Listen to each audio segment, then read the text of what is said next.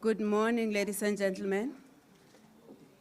Can we start now with our program? My name is Mpho Mngitama from the Department of Social Development. I'm here, I'm just a driver of the process.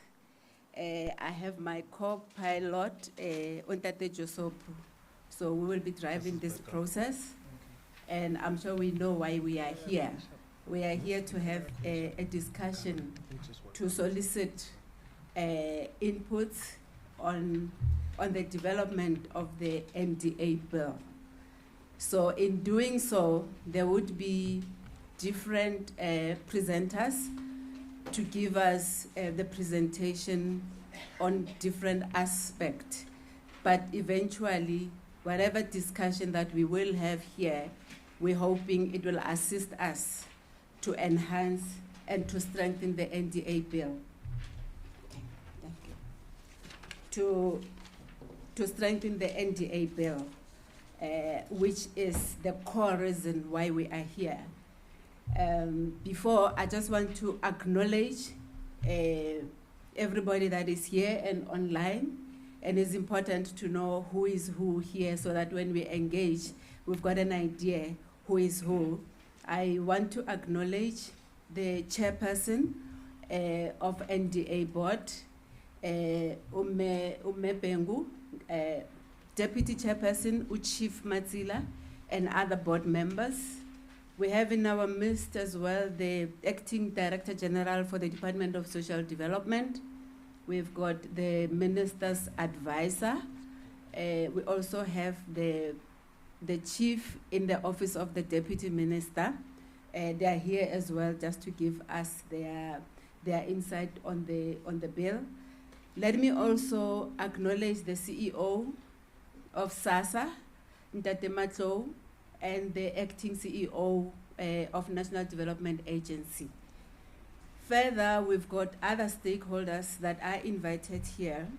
We've got the CEO from Balo World Foundation, Dr. Mkabela. We also have the chief, the CEO, Dr. Ntuli. I think he's online. He's going to be also giving us a presentation. Let me also acknowledge Ontate Tefuta from Nedlek constituency. We also have invited different stakeholders, civil society organizations. Different organizations are here. We've got Finmark Trust, we've got Kagiso Trust. Hopefully online there are other CSOs. It will be important just for them to write on the chat who is here, so that we can have a record of who was participating in these discussions.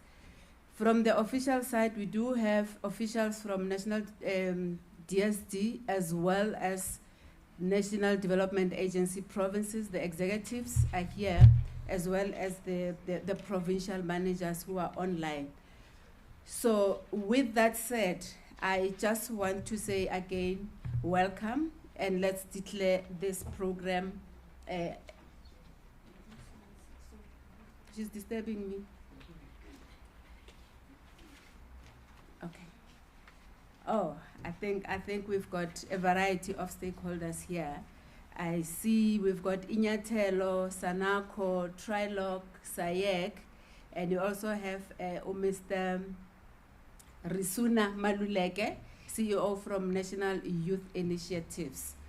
I believe that all the stakeholders that are here do have inputs, but also experience in the development sector and also in the civil society sector. So we are looking forward to substantive inputs that we are going to be gathering here.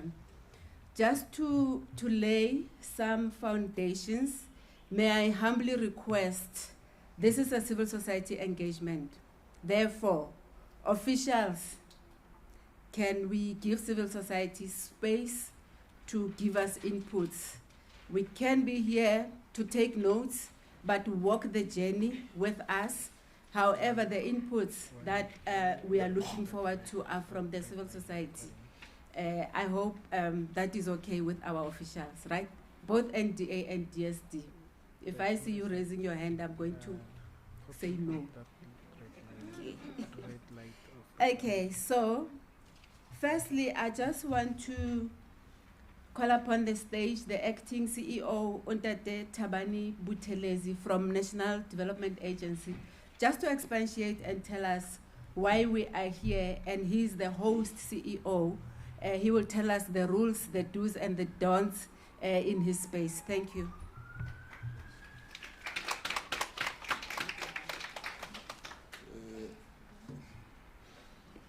Thank you, program directors. Well, it's only one that is directed for now, but even the up and coming, Mr. Choso, let me acknowledge you. Let me greet you all, colleagues, stakeholders, and welcome all of you. Starting specifically with Laba Bangashile, it's always important to acknowledge them. The chairperson of the board, Mama Nuz Mamurut Bengu, the deputy chair of the NDA board, Chief Matsila, Baba Josop, as will be as well one of the program directors, acknowledging as well the acting director general of the National Department of Social Development, the acting chief executive officer of the South African Social Security Agency, SASSA, the special advisor to the minister, Mamukwai, acknowledge, I know that Ukhatla was probably going to join online. Let me acknowledge him.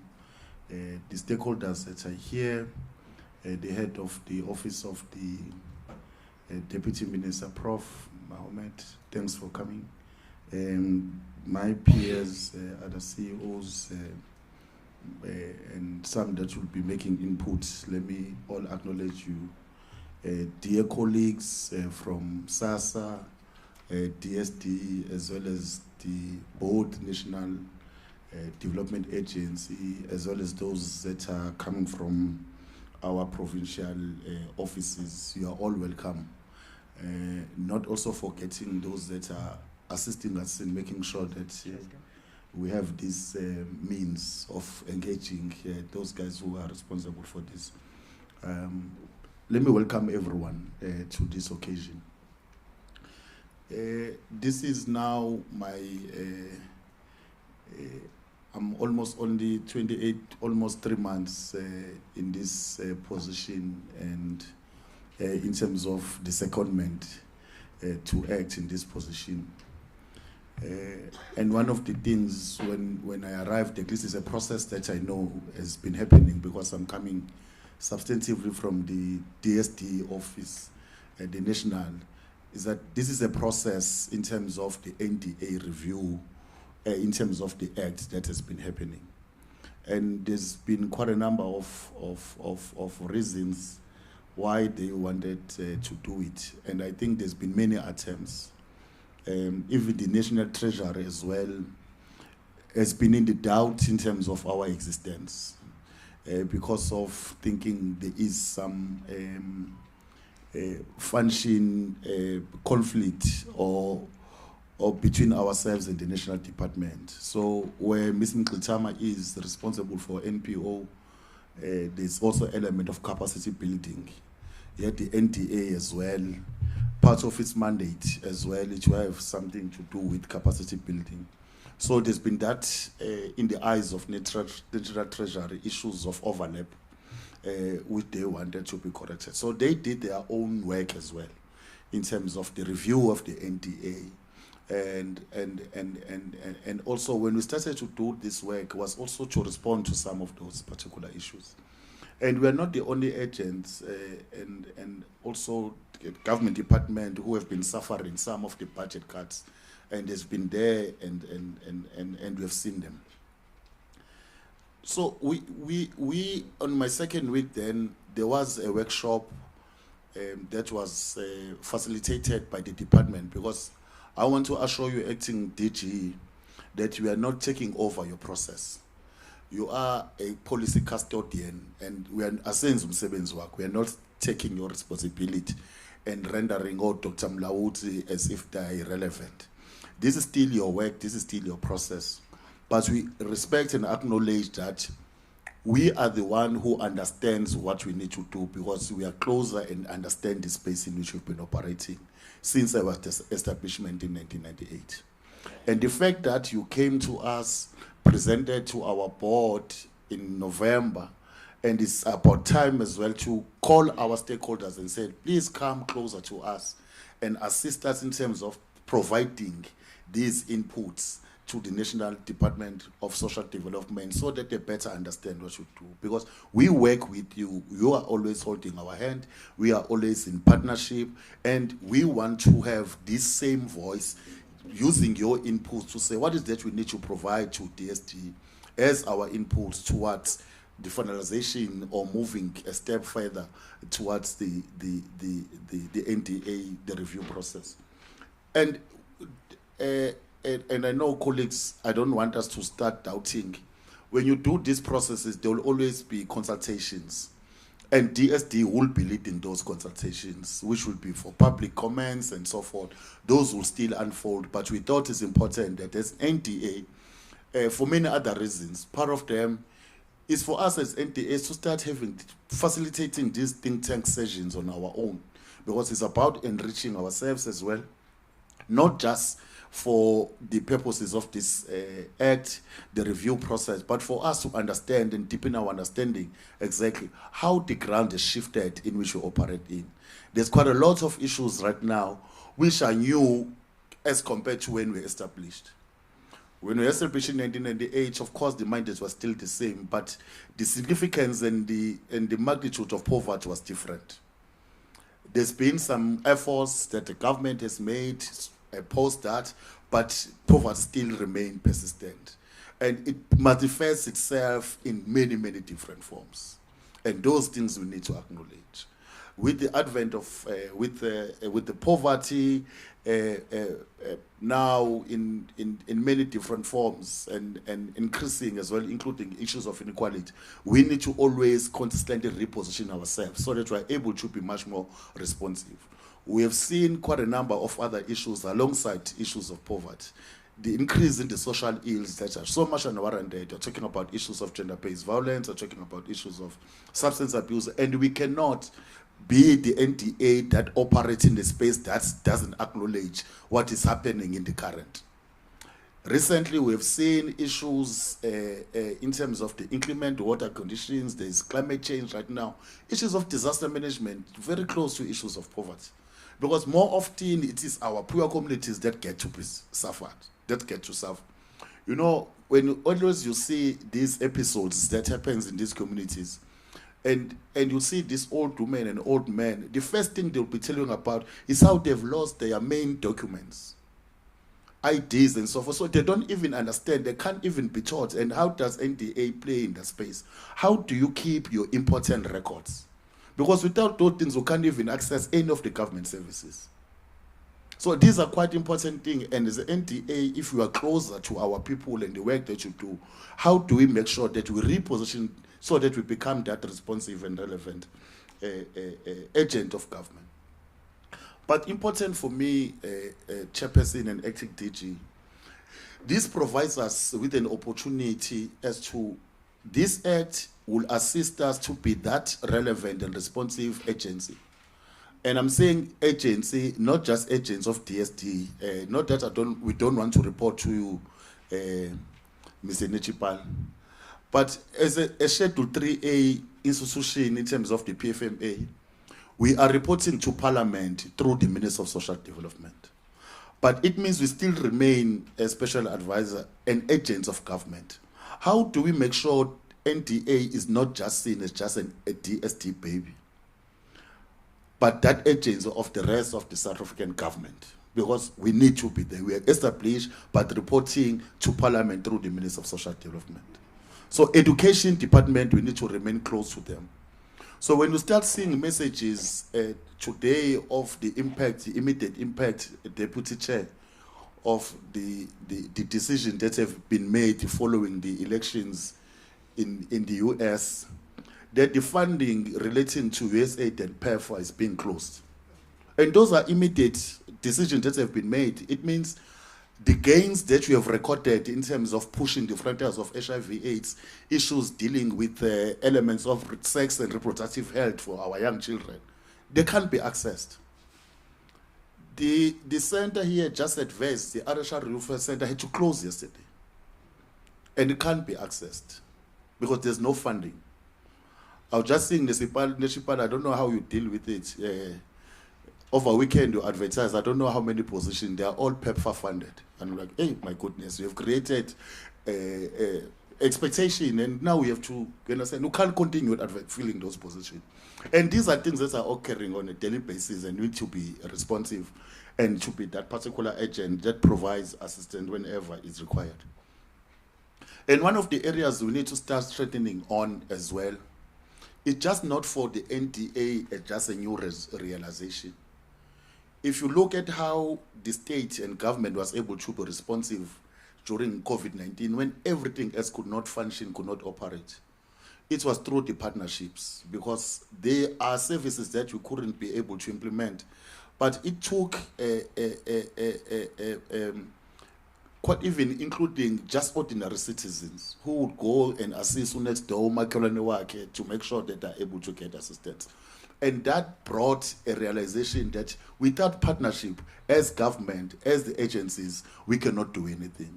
So it's one of the areas as well. They would not have had even the fund that was established as well to assist in terms of augmenting some of those things. We understand the budget we are having. I sit with only about 330-something million, and that's too little. Yet the demand for our services is on the increase on a daily basis.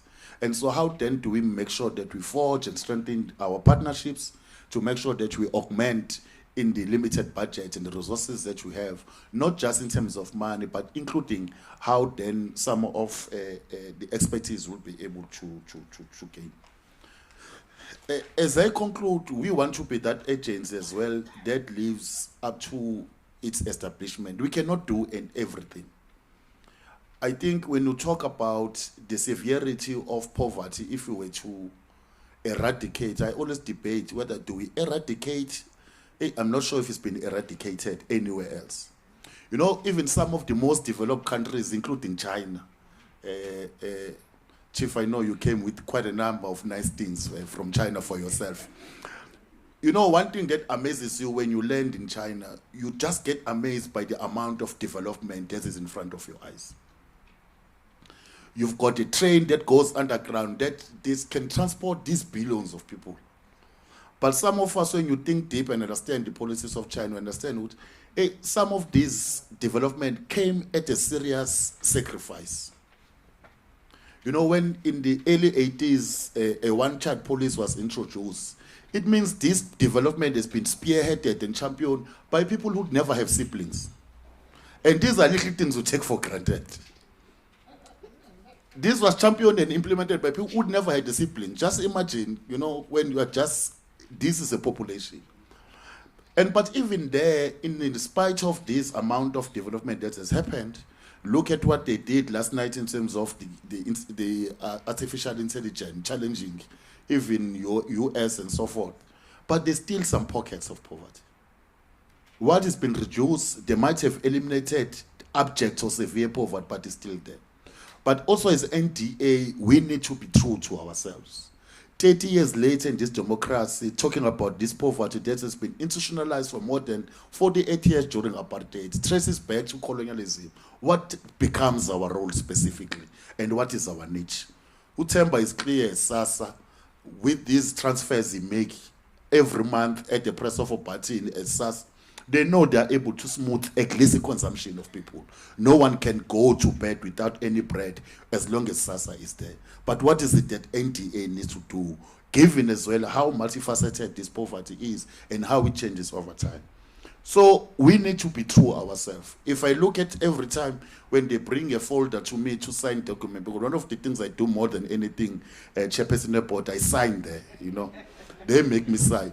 So everything is to be included in the folder written unlocking potential. And sometimes I sit down, what does this mean? It's probably what we need to start realizing as an NDA, that we exist to unlock these potentials in these particular areas. It doesn't mean we'll be able to do everything. So there are things that you can resolve, which is about unlocking potential, and how then do you hand over these people to some of the stakeholders that are here and making sure that they are able to pursue other opportunities. With that, I want to warmly welcome you. We were not closing on the colleagues. We would have given them leave, but we did not. We wanted you to come here. But we are here all to hear what is it that we are being guided, what we are being said. Please reshape yourself, reposition yourself into this particular fashion. We'll still be involved in this particular journey. It's here for us to get these inputs. And we appreciate stakeholders, all of you, for having spent time in your busy schedule to make sure that you come and provide us with umkhombadlala that we'll be able to use. With that, colleagues, welcome, and I hope we'll have full engagements further. Thank you.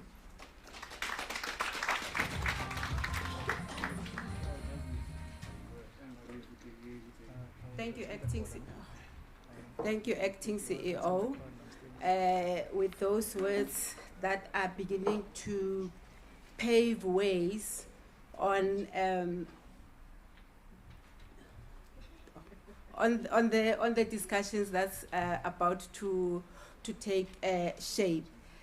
And if I may, from your opening remarks, you speak about poverty. Yes, poverty is there, and this is a huge responsibility for NDA to undertake. When the legislation was enacted in 1998, the environment was different. The unemployed rate was different.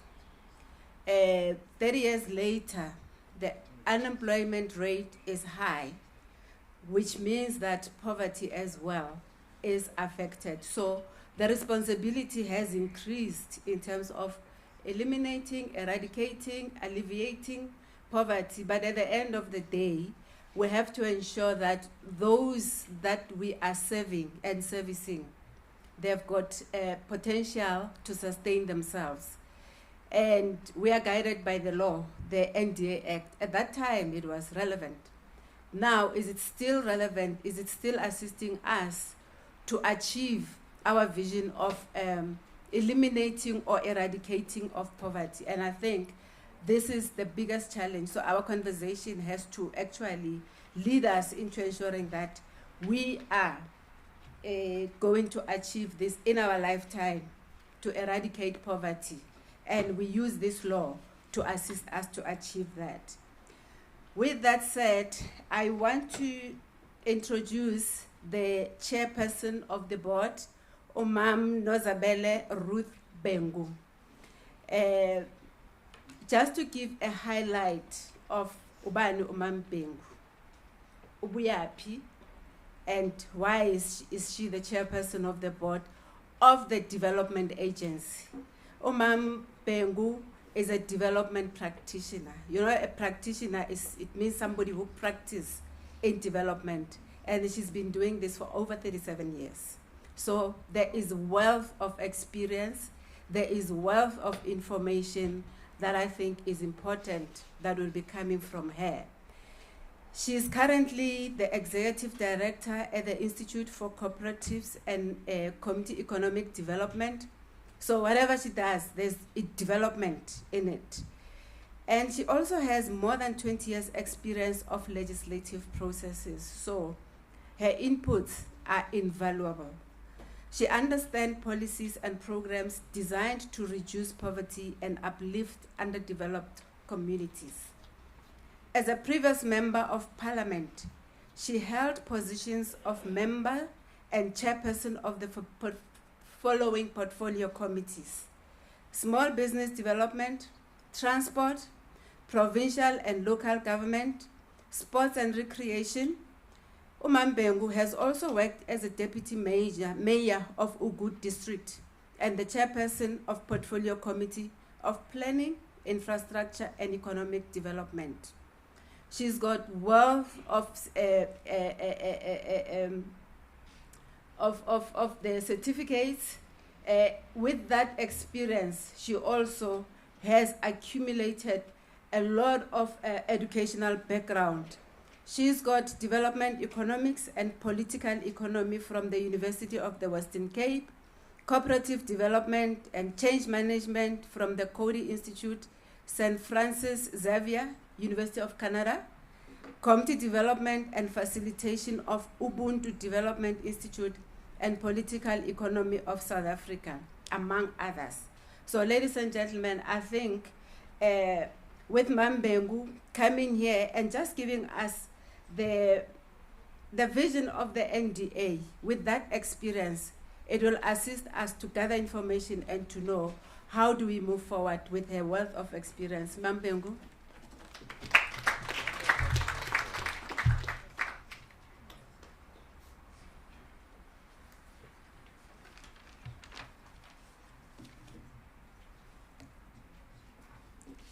Program directors, thank you very much.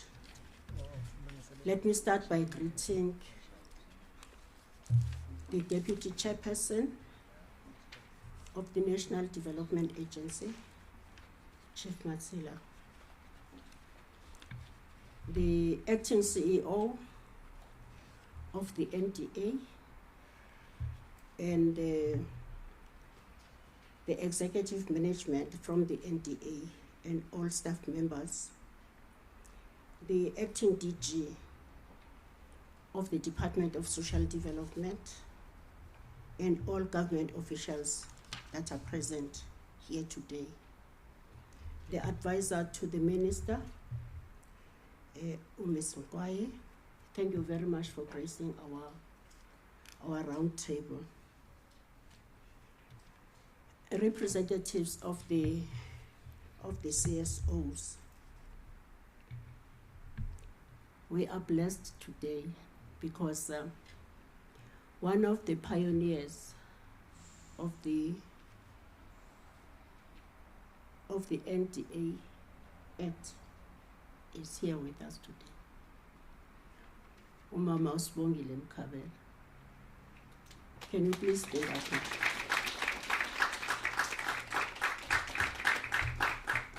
Thank you very much. Fellow board members, Baba Joso, thank you very much. You always avail yourself when we discuss hardcore businesses of the NDA. And I always depend on you to show me the blind spot, because you are very good in that. We would all move and rush to arrive at a decision. And Baba Joseph would raise a hand, and when given an opportunity to speak, he would raise a point that none of us would have seen. And the direction of the discussion would change. And don't feel that you are entrenching or you are controversial.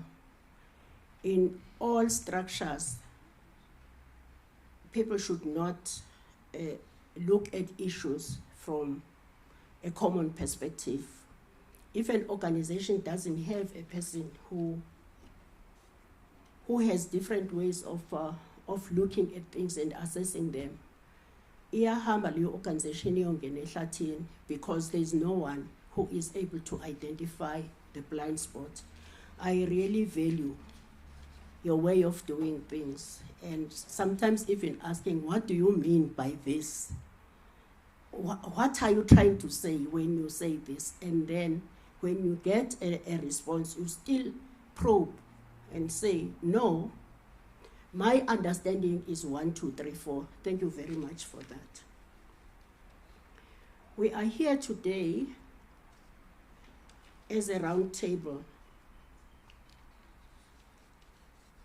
to look at the bill that is still going to be processed in Parliament. But before it gets processed in Parliament, during the initial stage, a bill has to get inputs from many stakeholders, and in particular, those who are affected by what the institution this bill talks to provides them with services. Because it is important that we don't come up with bills and acts and programs which do not speak to the felt needs of the people that they are designed for. There is always a felt need and a perceived need. And if you don't consult those that will be affected by the intervention, you are operating from a perceived need. And if you consult those that would be directly affected, it is always said that you are responding to a felt need. I hope that when we look at this bill, we will look at it from the perspective of the felt needs. By whom? By civil society organizations, because this bill was very specific. The act is very, very specific in terms of whom the NDA would work with in the process of facilitating the eradication of poverty. The Act specifically says the civil society. The Act also speaks about eradication of poverty. Whether it has not been eradicated in any country, acting CEO, but if the Act says the NDA has to facilitate eradication of poverty, it means that those people who were writing that Act were actually looking at the situation in South Africa, not in other countries. If other countries have not eradicated poverty, that's their story. Our story is there is an organization that was established and was mandated to eradicate poverty. And its responsibility is to have the strategies that are aimed at eradicating poverty. The position of the NDA at the moment is that it promotes partnerships with the CSOs. I am happy also again that we are meeting for the second time here in the Nelson Mandela Foundation.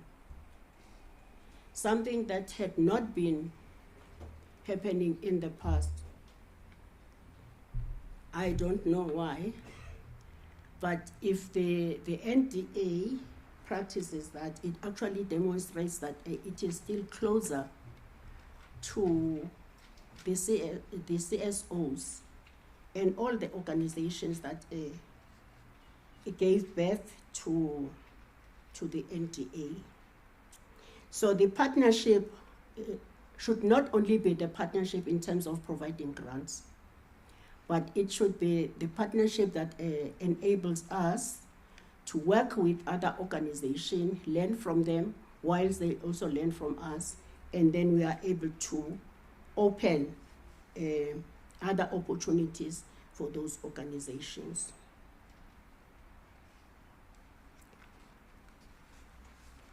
When I was being introduced, a lot was said about me, but if one can look back as to where it all started, it started at Valgespreid Fellowship Center. a CSO that does no longer exist today.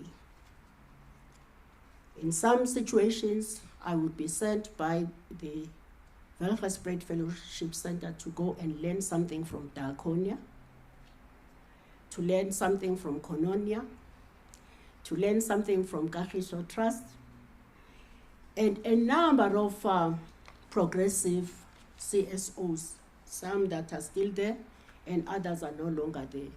But I'm very proud to say I am a product of a CSO.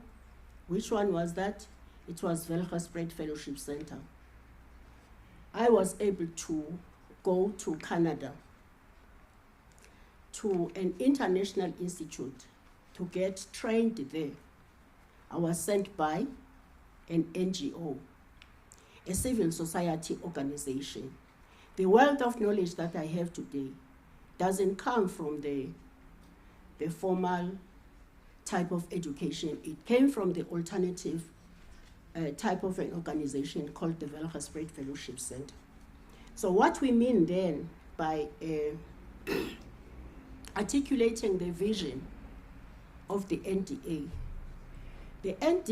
is taking steps back, re-looking at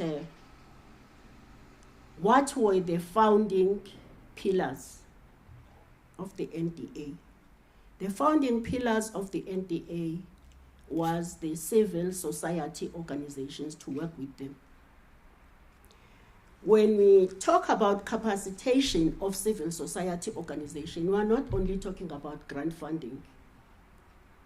We are talking about the NDA being able to position itself in a similar way that Welgespreid would position itself, and identify people with potential who are in different CSOs, and then send them to institutions that would provide them with the knowledge that they need, for them then to come back and contribute in their country. Again, I look at myself. If I was not sent in Canada at the Coady International Institute, I would not have established the Institute for Cooperatives and Community Economic Development. The reason I was able to do that is because when I was sent to Coady, the mandate or the course that I had to go through was that of using the cooperatives as catalysts for developing communities, and also to manage change, transition for people that have been working in isolation to work with the communities. So the NDA then is adopting that kind of an approach in terms of the partnership, to say, yes, we would work with CSOs, but we would work with a special breed of CSOs. We will not just dish out money and do what is being done by the department to provide grants. Yes, we will provide grants to CSOs, but it's a special breed of CSOs that can also add value to the NDA, while the NDA is adding value to the CSOs. We want to acknowledge that in our journey of transforming the NDA, to reposition it as the center of coordination to build capacity of CSOs, we are also pulling in international organizations. And one of them that has responded very positively is the DGRV, an organization that works with cooperatives in Germany. It has an office in South Africa.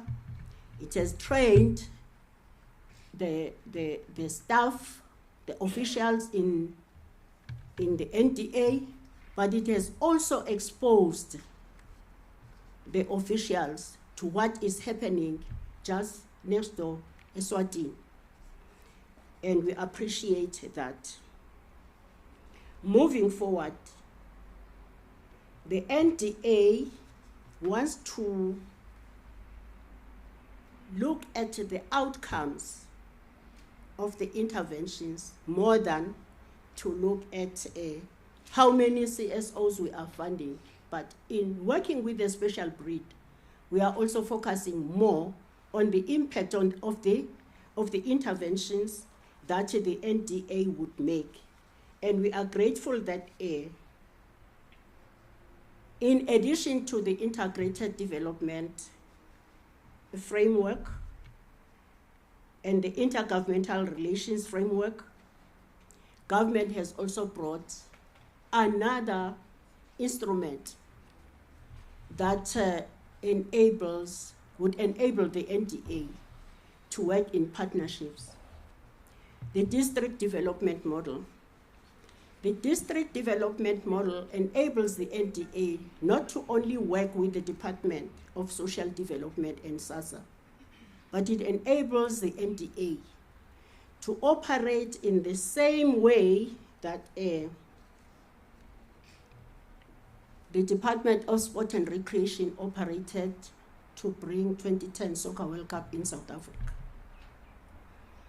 The Department of Sport and Recreation is a very small department in terms of budget.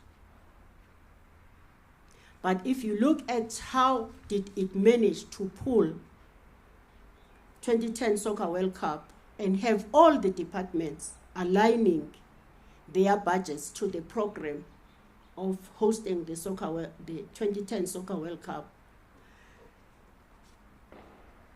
the Department of Sport and Recreation listened to SAFA.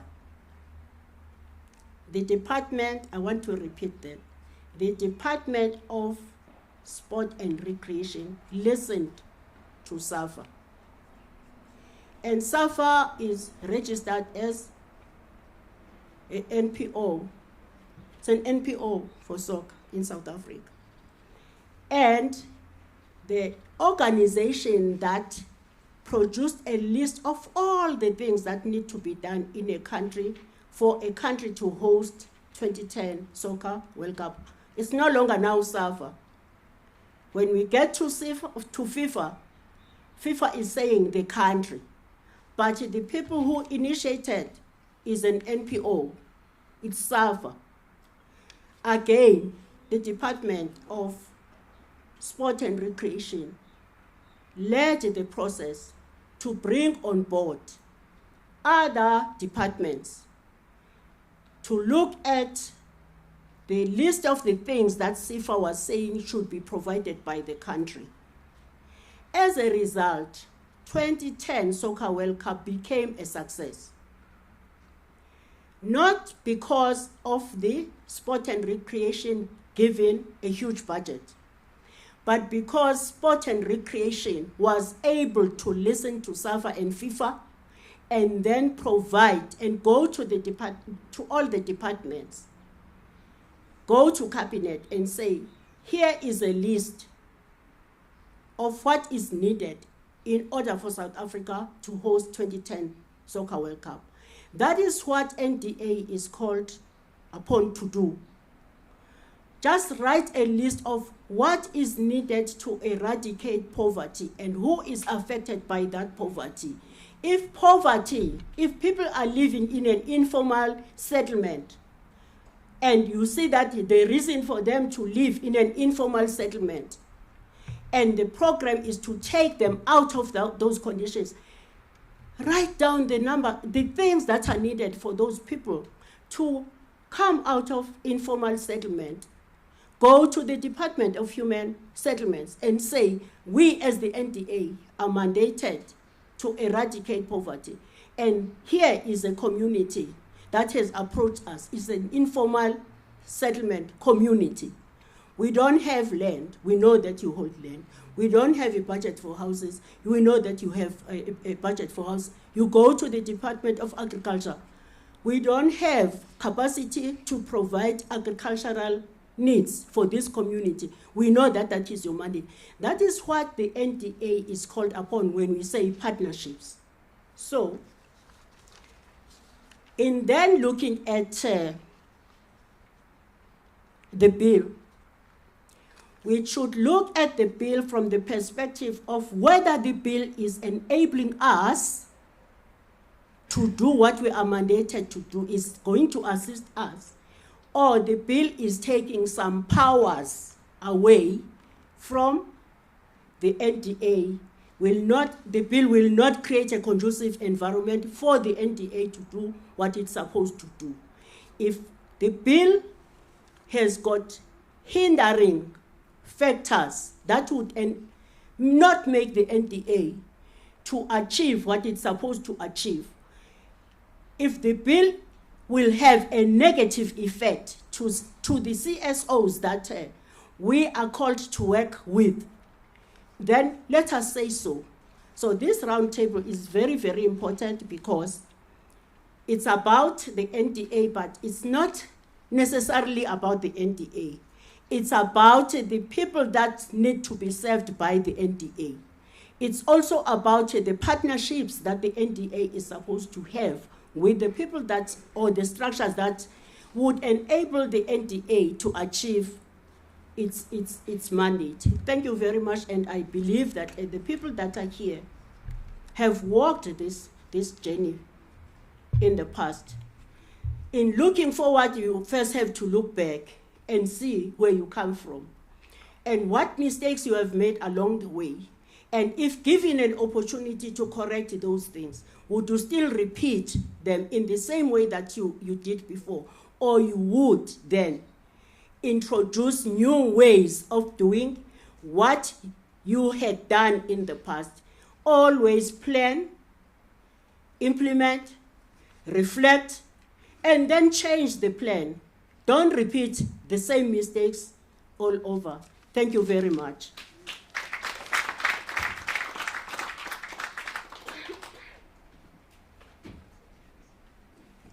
Thank you very much, Chairperson. And thank you for the words of wisdom. We will take that into consideration. What I took away is that we need to identify what need are we servicing. Is it a felt need of which the affected will tell us? And I believe that would be CSOs. Or is it a perceived need, which is what we think is a need? So with the objective of the NDA, which is to eradicate poverty, and you also highlighted the importance of partnership in this journey. There is a saying that says that if you want to walk fast, walk alone. But if you want to walk far, walk together. And I believe that the CSOs are in partnership with National Development Agency to walk far in this journey of eradicating poverty. So thank you so much, Chairperson Siyabonga. Now that we are getting into substantive issues, I want to call upon Umpati wami, my boss. I don't know how to introduce him, but he's my boss. He's the one that pays my salary.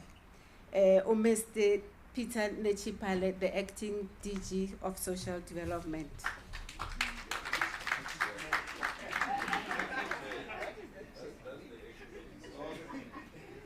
I was wondering why they put these changes.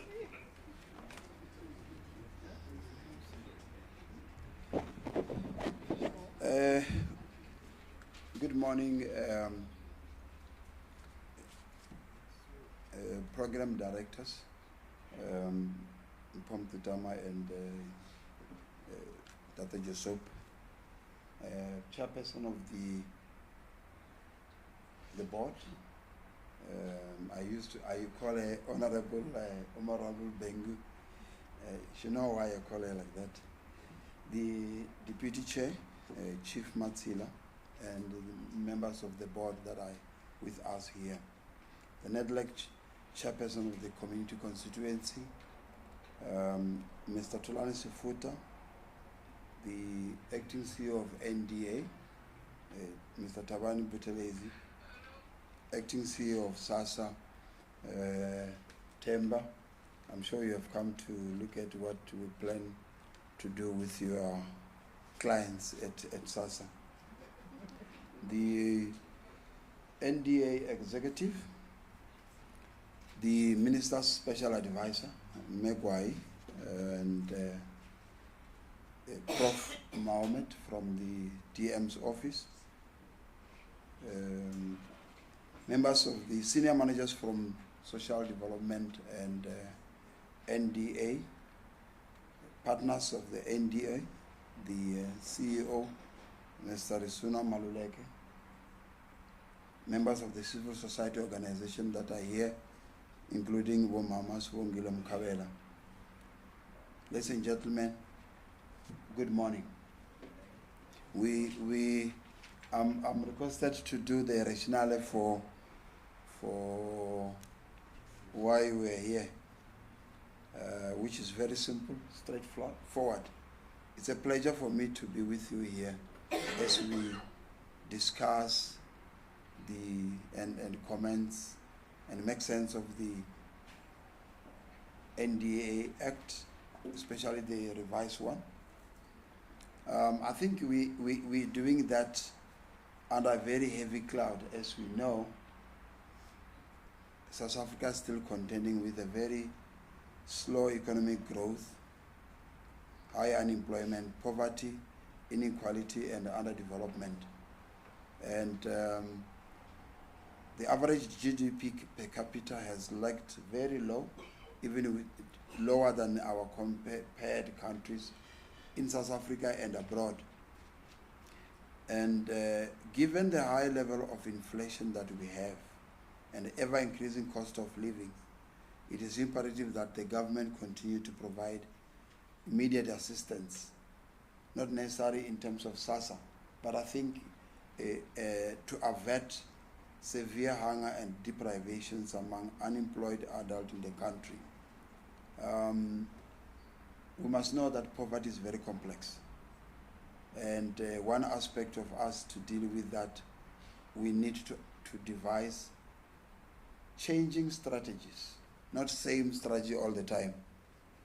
Changing strategies that will guard, that will ensure that we deliver on the mandate that we have.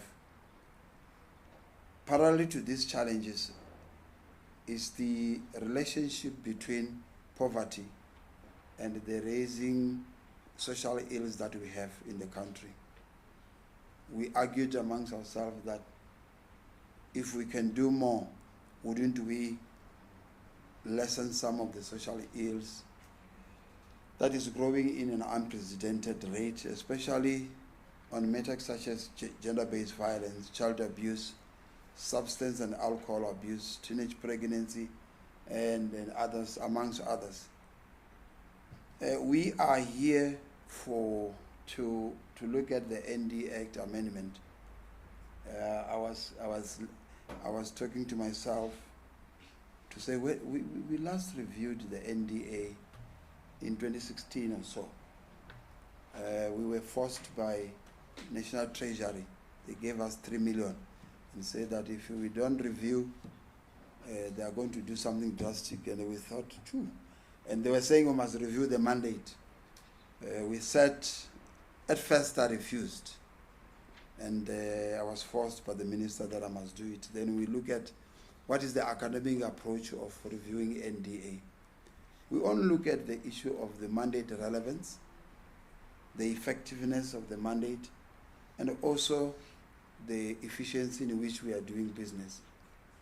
And I must tell you, Chair of the Board, we came with flying colors on those, that as an institution, we were doing what we were supposed to do very well. But what the challenge came when we said, what is the position of the NDA and which position should NDA go to?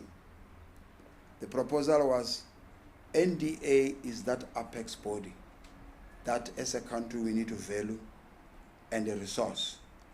If there's institution that supposed to do more, and especially development, if you look at the act, the current act, the people that, leaders that have paved that in.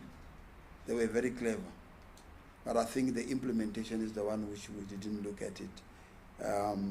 We also see that in government there's a lot of competition for money for different issues. We are here to look at the amendments that we put so that we have an act that that must perform according to what the chairperson of the board has alluded to. But we should do it very. I saw there's so many things that we want to put in. The provision that we have, I'm warning you, is that we need only to do 15% of the act. If we do more than that, when it goes to Parliament, they will say, develop a policy. Because amendment without a policy it's no longer allowed. I think it was ruled that we need to look at. So we coined it to deal with issues that will assist NDA to move faster, and to look at the issues that we need to deal with. It must not be more than 15%. I don't know who's going to be calculating. I think legal will calculate to say what is 15% of the addition to the existing act. Some of them do it by counting the words in the current act. You calculate the words in the 1998, you calculate the words plus the one that you did in 2003, and then those two, and then look at what we have put now. It must not be 15% of that. Otherwise, Cabinet will say, come with a policy to change the trajectory and to change what is supposed to be. The discussion today offers an opportunity for us as a sector and the civil society organization to reflect on the intention of the legislation, and to also to pave way for what we want it to do. We need to consider some of the things in terms of that. We need to look at what are the challenges or impediments that we have when we implement the act. What are the things that we need to do? What are the trends that we need that are around us, and also what are the main objects of dealing with poverty eradication? Program director is eradication. It's not alleviation. It's not reducing. It's just we need to eradicate poverty. And we also need to look at what will it take for us to be able to deal with. There's one area which is very important that we needed to look at. We also need to look at the issues of the economy. We need to make sure that when we do this, we attempt to make NDA a strategic social and economic intervention institution. And we must be at the center of that. In economy, there's something that is important when you deal with that. You can't act like a government department. It needs to be different. So we need to put things that are going to be able to make sure that we fast track what we are supposed to do, and we get more from anywhere. In our discussion, we said that we should be a development champion, and we should be able to have products. We were discussing this with Tulani Sifuta over the weekend. How do we need to measure the poverty? We developed a poverty elevation strategy as a country that indicate very concise things that we need to deliver on. That needs the country to look at. It also touches on the private sector. It says that government cannot do this alone. We need the private sector to inject resources. So we need to reflect that in this act, I think. And all the impediments or challenges that are there to implement this act, we will need to make sure that we amend them so that it fast-tracks how it needs to work. We also need to look at there are challenges in terms of how we are wired, especially whether in the age of the AI and the fourth industrial revolution. What else can we do to make sure that our development follows suit in terms of what we're supposed to do? But one of the proposals that we made, I don't know how you're going to put it here, is the issue of development with a face and the name. Poverty alleviation strategies that direct to a person, to a group of people, and to the areas. We have seen that poverty is not only in the rural areas now. As we migrate to towns, we create a lot of poverty inside here in town. What is that we need to do? What is that we need to address? But above all, the issue that we need to put in as we deliberate on this bill is what will work. And I think from the civil society organizations that are here, what is that we want to see NDA doing, and which will be legislated. With the support of government and the NDA and CSO must provide practical initiatives in accelerating government priorities that has been planned. But I think one of the things that we need to do is to ensure that we work together and deliver on the mandate. So the rationale for us coming here is to tease out those issues one by one and ask a question: what are we addressing, and what will we get out of this?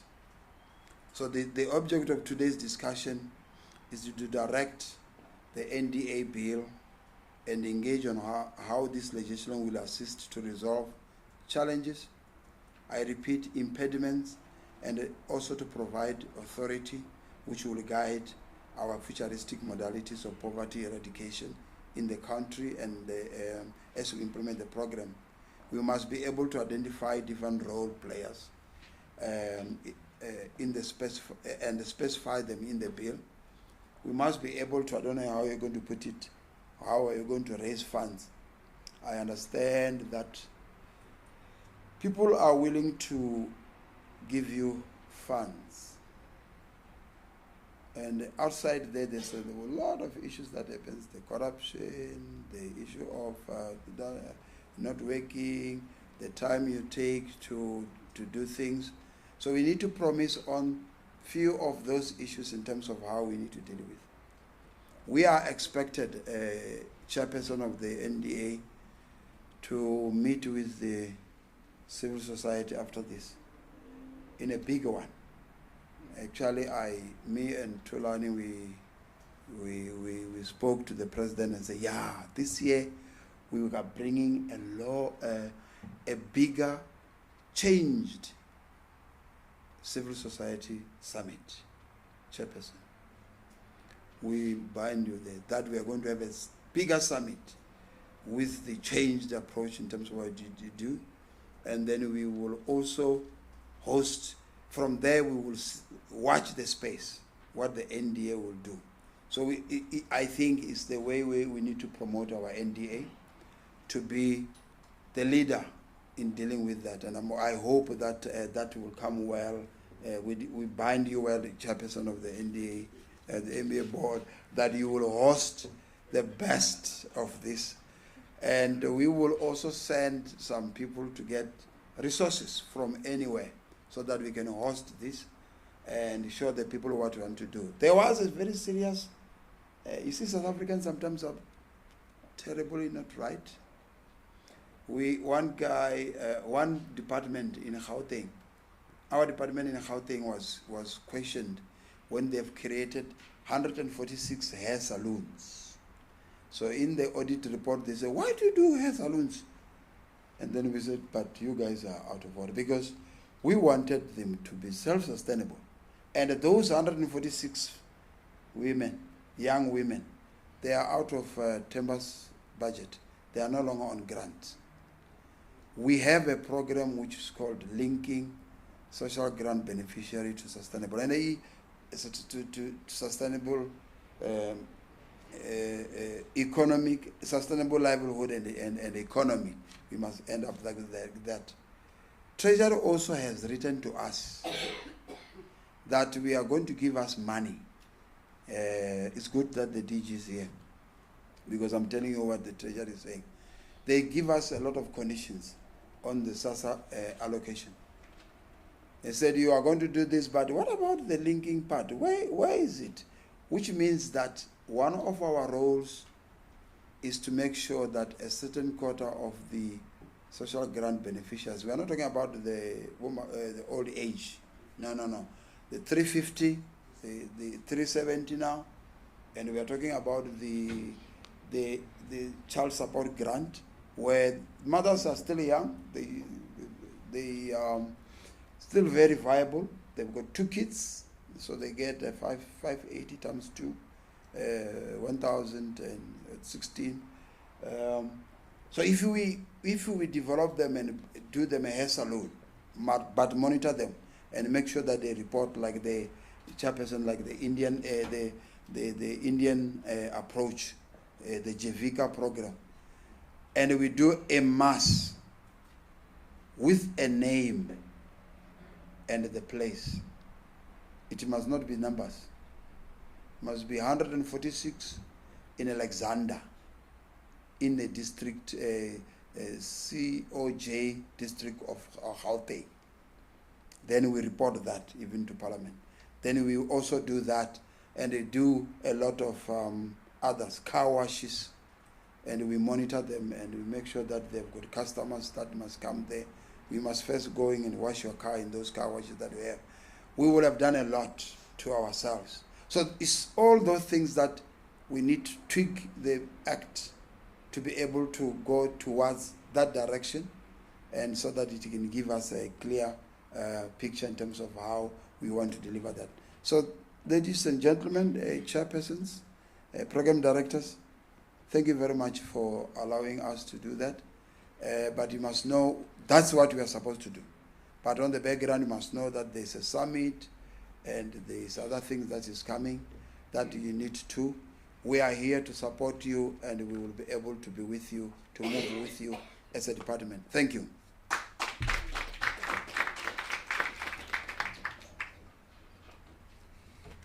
Thank you, Mr. Nechipale, and thank you for the technical words that you have just guided us on. Before I proceed, there is lost and found. We found the keys for a Kia. We don't know. Oh, there we go. Thank you. You see, Ratapahala. Okay, so the DG is beginning to pave way on what are the things that we must take into consideration. It is a fact that National Development Agency is the only agency in the country that is tasked, mandated with the responsibility to eradicate poverty. In doing so, there's no question that that mandate is still relevant. So NDA is a much needed agency in South Africa at this point in time. How we've been doing it, is it effective? Is it efficient?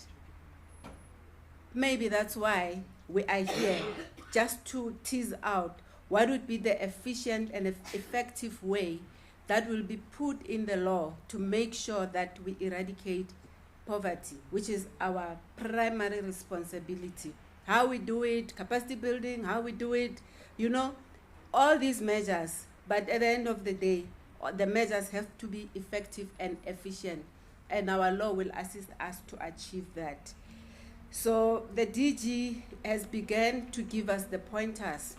15%, good luck to those that are going to calculate the words to 15%. But what we know is that today we are going to get inputs. How we reduce that to 15%, I don't know.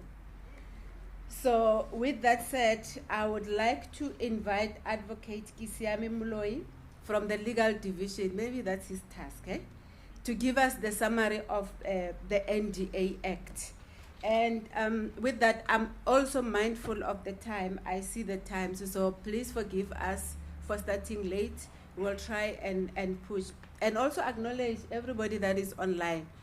There is a huge interest. Online, we've got more than 80 people that I have connected, and we acknowledge each and everyone that is online. So this is really important. And Tatemuloi, yeah.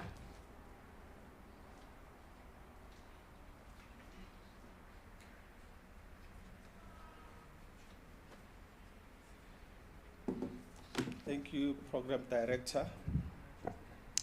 I'd like to first greet everyone, starting with the Chairperson of the Board and Deputy Chair Chief Matsila and Member Josopu, the CEO of SASA, our acting CEO, as well as advisors from the Office of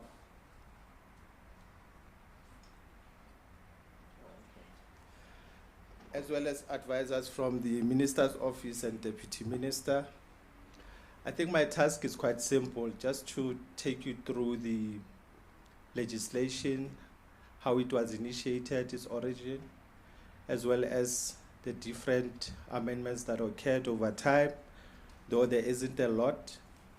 But this would actually give us a perspective when colleagues deliberate on possible changes that should be made with the Act versus the current proposition that we have, and also maybe a perspective from our CSO's representatives as to how they perceive the NDA and as to whether have we been able to do the necessary as mandated in terms of the Act. With those words, colleagues, I'm going to take you through the initial Act itself, how it was promulgated. The Act was signed in November 1999 and gazetted in the same month. However, it came into operation in total as an Act or statute in 2000 on the 8th of March. The intention of the legislature in terms of this Act was to ensure that the NDA functions as an agency of government, and that we can actually find from the long statement on the first page of the Act itself, which states that the NDA Act was established to promote appropriate and sustainable partnerships with civil society organizations, to eradicate poverty and its causes, and to determine objects and functions of the agency in a manner in which it would govern its processes and also regulate its staff matters and finances. So essentially that was the origin or the genesis, as it were. But when you break down the actual long statement, you'll realize, colleagues, that there were different specific principles outlined. And mainly it's that the NDA is established as a juristic person, meaning that it can act on its own as an entity, and that you find in Section 2, as well as the ensuring that it harnesses and maintains a sustainable partnership with CSOs, as I've outlined in the previous slide. But particularly there are specific slides which are quite peremptory to consider, which is Section 3 and Section 4 of the Act, because that gives us the core of the entity, what its main business is. So as I go along, you'll realize that there's certain provisions speaking to that. The initial Act was under the custodianship of the Department of Finance, as stipulated in Section 12. However, the amendments you would realize as we go through them that there were changes made. Just outlining a bit on the objectives of the NDA. Its primary object is to contribute towards poverty eradication and its causes by granting funds to civil society organizations for purposes of carrying out projects and programs aimed to meet development needs in poor communities. So essentially that is its primary objective. And the second objective relates to institutionalizing and capacitating civil society organizations involved in direct services of these provisions or services. The second mandate of the NDA itself is to ensure that there's consultation, dialogue, and development experiences shared with civil society organizations and state-owned entities, meaning that it would serve as an intermediary between government and what civil society organizations are doing to ensure that there's cohesion.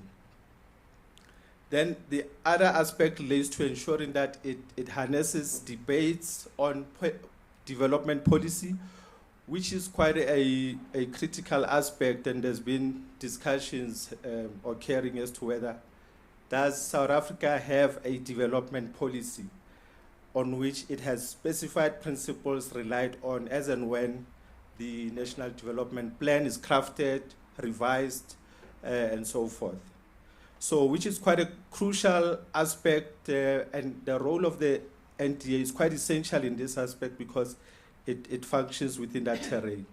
Research and publications is also key to also make comparison as to what other development agencies are doing, what other development programs are there internationally, including local, that have been successful and are sustainable.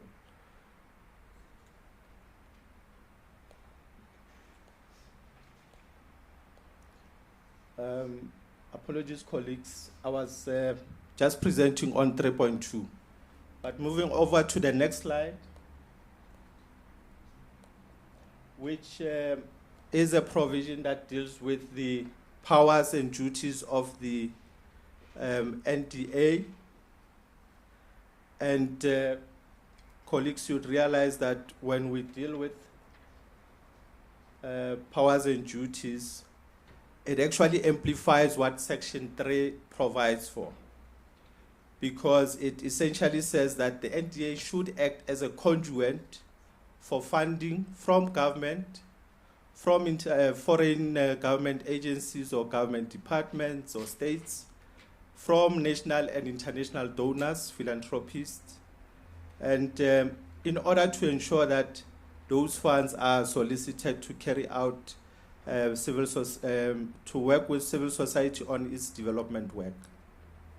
So this is a crucial aspect which relates to how do you then source more funding outside the fiscus. Although we know that the NDA is funded by government, but it is its responsibility to solicit more funding. The other objective or duty is to ensure that it develops and conducts and coordinates relevant objectives and develops its own internal policies as an enabler to effect such business models. The other aspect also relates to contributing towards capacity building for civil society organizations to ensure that they are sustainable, they are able to provide support in poor communities, and they are given the necessary skills to manage the civil society organizations as an NPO or non-profit making organization. The main aspect, I think, which is quite critical as well, which emanates from once you have resourced or gain funding from external stakeholders, the NDA may then grant money towards projects and programs based on a specified criteria and procedure to civil society organizations who are partaking in such programs and projects. So that is embedded in Section 4 of the Act.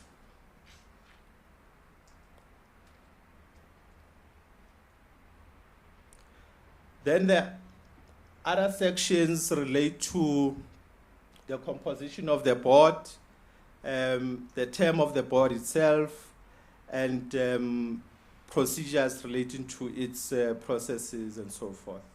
But initially, when this act was established or enacted, the NDA had 15 board members, comprising of 6 board members from different government departments, and as well as 9 board members from civil society organizations.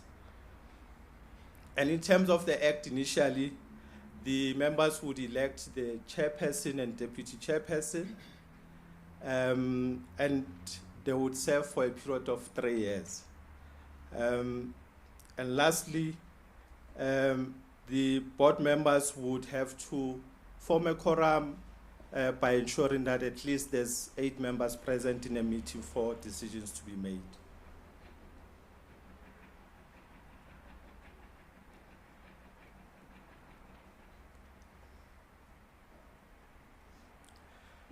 The next slide refers to Section 9, which relates to powers of appointment of the CEO. At the time, the board had powers to appoint the CEO without consultation or concurrence with the minister. And they would also ensure that a performance agreement is concluded based on terms and conditions outlined and objectives outlined by the board.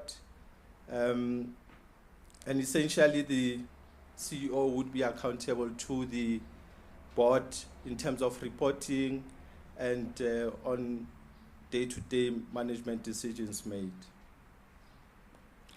The term of the CEO would be 5 years, but not exceeding 5 years.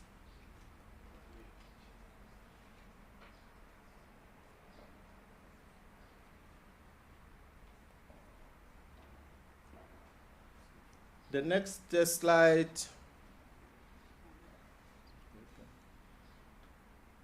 speaks to financing.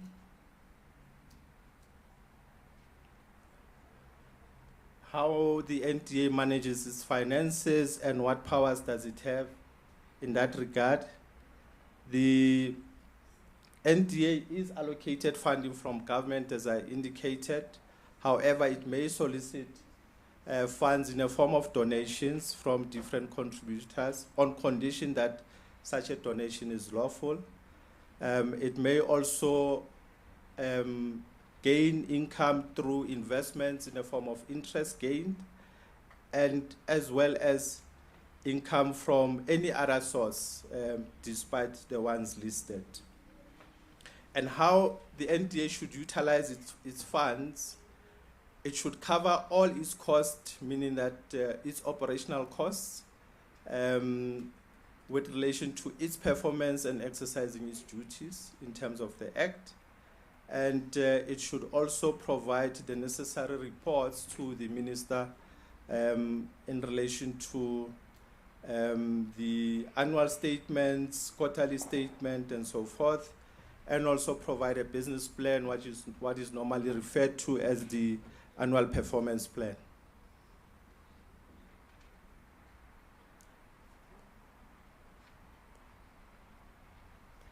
Now moving over to the different aspects that covers the amendment of the Act, which occurred in 2003.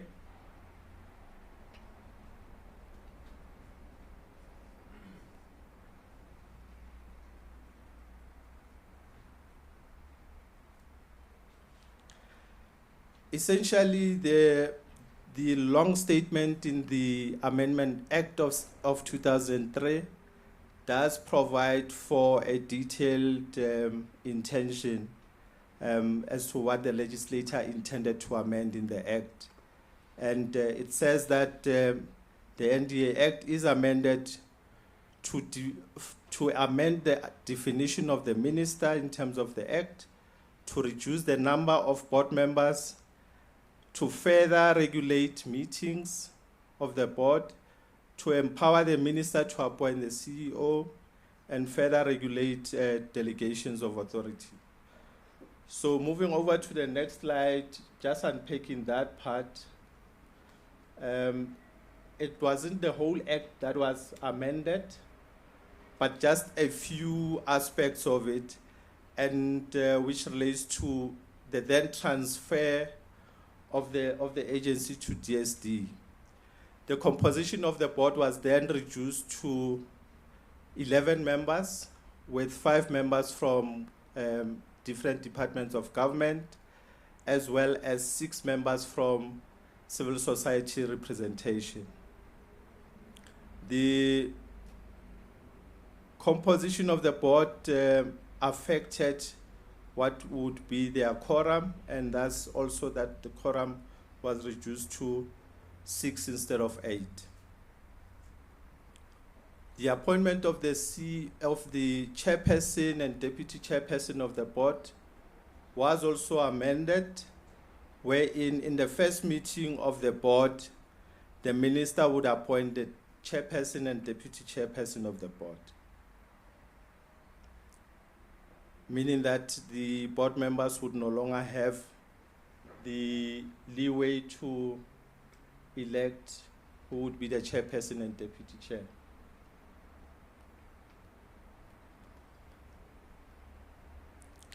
Then moving over to the next slide, which also speaks to the further amendments effected. I've spoken to the issue of quorum, which was reduced to 6.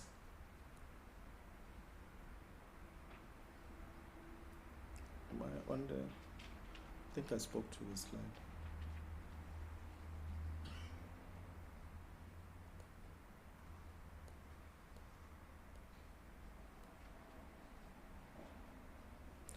Okay, the other aspect relates to the transfer of the Department of the agency to the Department of Social Development, and this was effected by amending the definition of a minister in Section 1, changing the Minister of Finance to the Minister of Social Development. The amendment effected the actual transfer, and as a consequence, Section 10 and 11 in terms of reporting was changed to ensure that the reports are now submitted with the Department of Social Development. Now, moving over to the critical staff, which is the amendment bill, the NDA amendment bill. I think my task is just to take you through the actual intention of the legislature, which is also embedded in the long statement of the first page of the bill itself. And it says that the NDA Act is so amended to insert new definitions in terms of Section 1, to align the NDA with the Public Finance Management Act. You'd realize that the NDA Act was promulgated in 1998 prior to the PFMA, and there are certain regulations within the PFMA which the NDA must comply with, and it's on those bases. To align the Act with the government priorities outlined in the National Development Plan, to review business and corporate principles of the NDA, to ensure that the NDA as an entity is well positioned to deliver its services. I think the acting DG did indicate that this is something that needs to be considered as to whether to actually critique whether are we doing what we're supposed to do in terms of delivery, or is there more that should be done, and if it's not provided in the Act currently, what should be done to do so. And the last aspect relates to ensuring that there's a structured way of ensuring accountability, which also speaks to governance requirements in terms of the board, EXCO, and so forth. So just to unpack that long statement, the amendment of or the insertion of more definitions would be in Section 1 of the Act. To align the NDA with the Public Finance Management Act would be probably in Section 2, and which mainly currently defines the NDA as a juristic person, but it does not define it as a Schedule 2 entity in terms of the PFMA, which would be the amendment there. The other aspect, I think, obviously it relates to governance, is how the NDA then does its business and how it then coordinates partnerships, which should be in compliance with the PFMA. The alignment of the Act with government priorities, as outlined in the National Development Plan, would primarily be under Section 3 and 4 that I've presented, which speaks to objectives of the NDA in terms of, and also its powers in terms of partnering with civil society organizations in programs and projects, act as a conduit for funding, just to assess as to whether would those particular provisions require enhancement or expansion to ensure that they also accommodate the NDP. Then the business principles or corporate business principles would be found under Section 5 of the current Act, which might also require enhancement to ensure that there's delivery of services and the NDA is able to provide the required services under its mandate, under its portfolio, and also as an agent of government. So the last part relates to Section 6 of the Act that deals mainly with corporate governance issues of the board, its appointment, its term, and how it processes its meetings. And there's a further enhancement, I think, in the bill that speaks to Section 6A to 6I, which provides much more detail in terms of governance. So this is just a precursor, colleagues, just to guide you as to what we currently have as the Act versus what has been encapsulated in the bill. And I believe colleagues would provide much more input as we go along. But essentially the bill is presented here to ensure that there's broadened consultation with all stakeholders to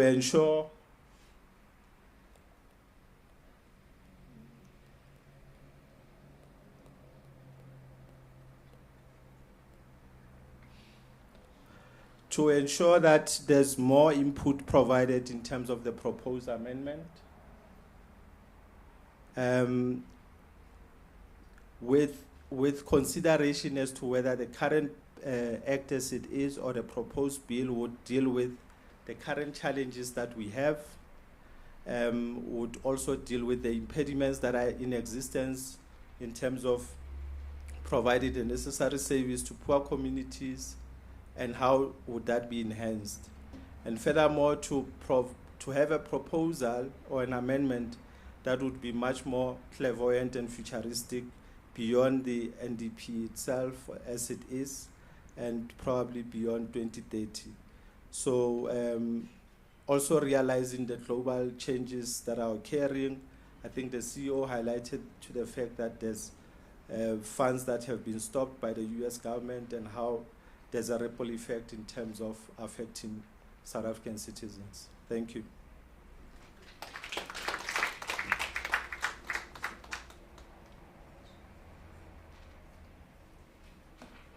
Thank you, Ntate Moloi, for the genesis of the legislation and taking us through section by section. I did mention earlier that I'm not alone. I have my co-pilot. So we are changing gears now. Ntate Josopu, who is a board member of the NDA, will be taking over. Now we are discussing. So we are taking a step back as the custodian of the legislation, because we might we might present the perceived needs instead of the felt needs. So we want the sector just to guide us, and he will be leading that process for us. Thank you.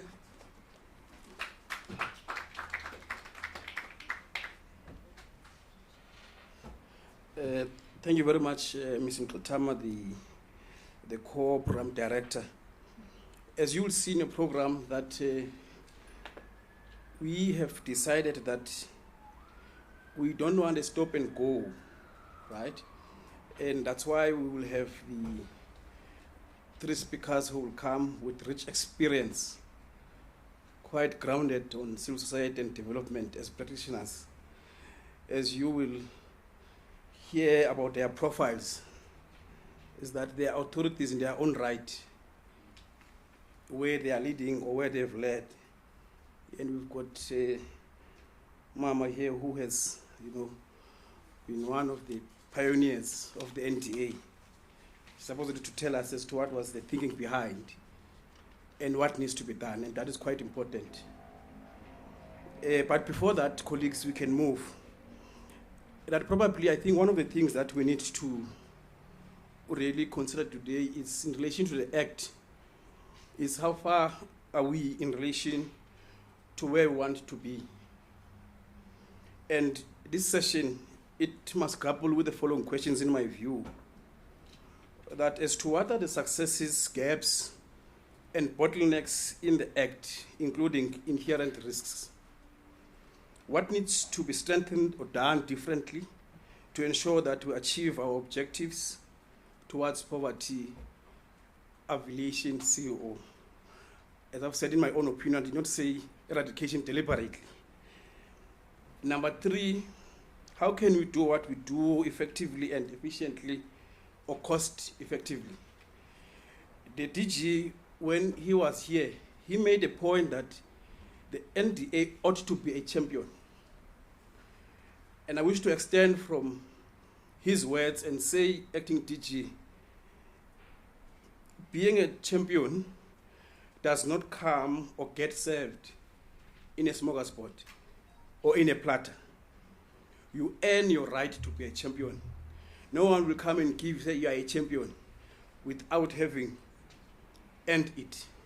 Secondly, in order for the NDA to earn the leadership in the stream of poverty alleviation or eradication, or the leadership spot among its peers, it has to intentionally choose to pursue a pathway of excellence in whatever it does. Now, I think so while we were in China, just in relation to this thing of a champion, that it doesn't get served on a smorgasbord, in November, we had to, myself and Mr. Futa, we had departments, including the presidents, we were there for, in relation to poverty-related training. Shockingly is that when the Chinese are saying to us, okay, let's just give them a glimpse of what we are doing in relation to poverty eradication in South Africa, we had to not just argue, but fight that, but you can't have talk about poverty alleviation in South Africa to another country and not mention NDA as part of the bodies who are fighting poverty in the country. Hence, I'm saying that it is not served. And those departments, by the fact that government departments exclude the NDA in that, it's a warning on its own that we need to do more. However, I have heavyweights here who will speak more than what I'm saying. I'm just an infant in these things. So without much ado, colleagues, I will now wish to introduce Dr. Sibongile Mkabela. She is an activist. I call her a pioneer, Doctor, I will call you a pioneer. The reason being that you will notice that she is one of the activists of 1976 in Soweto. And she has led as the Secretary General of the South African Student Movement, SAZIM. And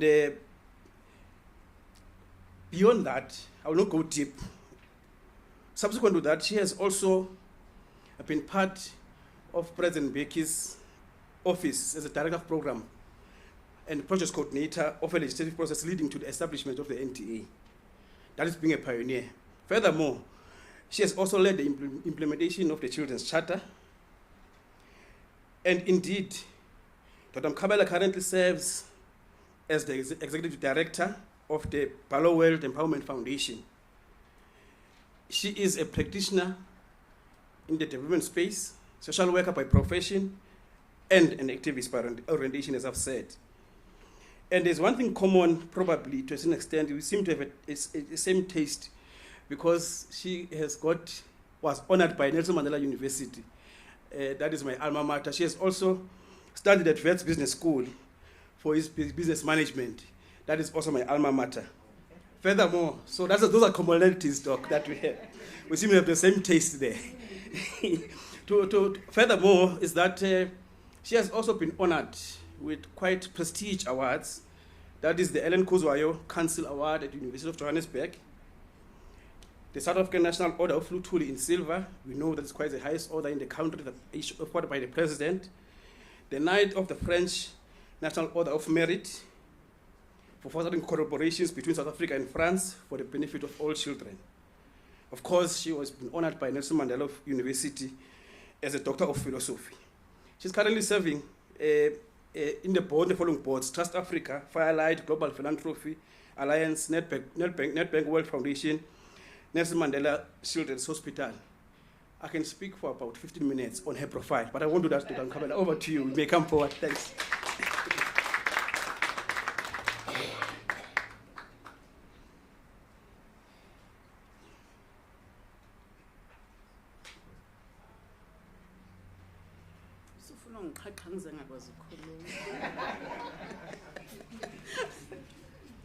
Sanibona.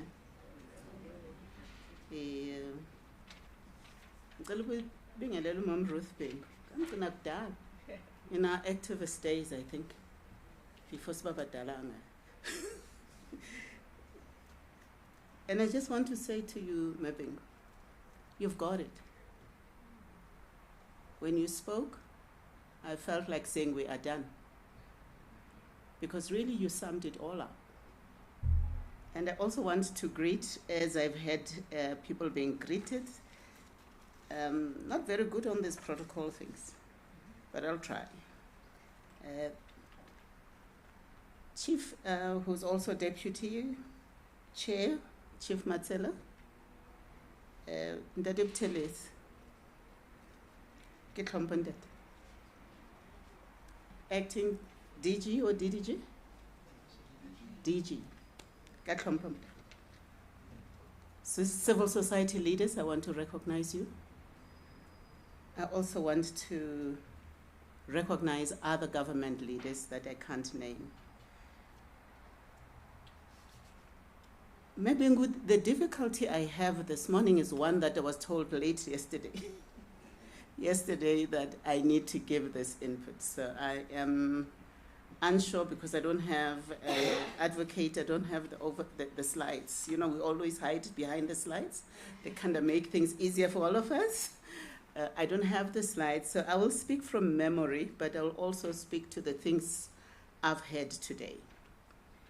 The one thing that is unsettling for me as I stand now, and I think it's because I haven't been part of the other consultations, is we jumping straight into the river,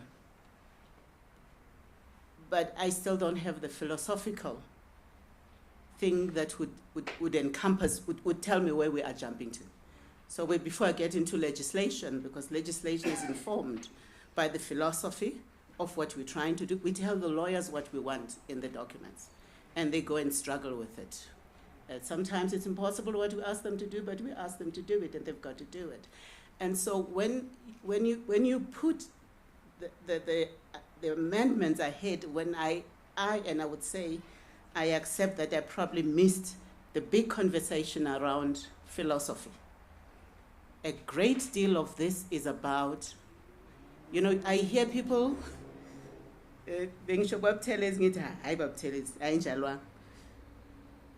we are going to eradicate poverty. And someone has come to me one day and said, you asked us to eradicate poverty. I said, never. I drafted that document. I can tell it to you in your sleep. It does not. What it does, it redefines poverty. And and that's why it was sitting with finance. Because when you sit with finance, then you can coordinate so many other ministries. It was first sitting with the president, and that's where we wanted it to sit. And he fought hard and very hard. Even Trevor Manuel fought back. But we said, until we see poverty as a cut-across issue, we will always see it as a social dysfunction, pathology problem. So we won't see what poverty is and how it's defined. It's not defined by the fact that there isn't enough money in the house. It's defined by the fact that the child who's sitting in Nduzuma, if there is no civil society, a welgespreid, that's saying to her, no, you know, my child, you can actually go here and there and there, right? Until, which then deals with poverty in opening her world up, opening her possibilities. And that's a philosophical discussion you need to have. We had that discussion for a long time. It took about 4 years for this to come to be legislated, because we had to figure out, one, who were the participants. And I will try and be very brief, but also understand I'm speaking off the cuff. The steering committee of that time, we as the president's office, simply facilitated and acted as a secretariat. The people, we had chairs who were, the chair of the steering committee was at that time Deputy President Mlambo Ngcuka. This is how important this was. She was Deputy President at that time. And her counterpart at that time was a Sangoko executive. And that already tells you the balance of power in that room. And in that steering committee, then we had government and government people, DGs, certain departments. We had donors in the room as we're doing this. We had NEDLEC, and we also reported to NEDLEC. We had Sangoko. Now you don't have Sangoko, primarily because of the amendment in 2003, which diverted the NDA. I did many calls to say, comrade, what are you doing? What are you doing? Why are you putting this in social development? Social development does not have the capacity to convene government departments and instruct them. So where I sat at the time as director programs and projects, I sat with the NDA, the Children's Charter, and the African Renaissance. And the African Renaissance also meant a coordination of state. Look at what we have now. We have all kinds of foreigners and this and that, all the nonsense. But really, when you look at the government at that time, and I think it's important to also say, it was a different time and a different attitude and a different feel. Most of us were coming from rabble-rousers, activists, so we brought this activism into government. My Director General was Frank Chigane. He spent most of his time saying, whoa. And I would come to him saying, I've organized the money, the Swedes will fund us, this one will do that one will do that. Allow us to do this.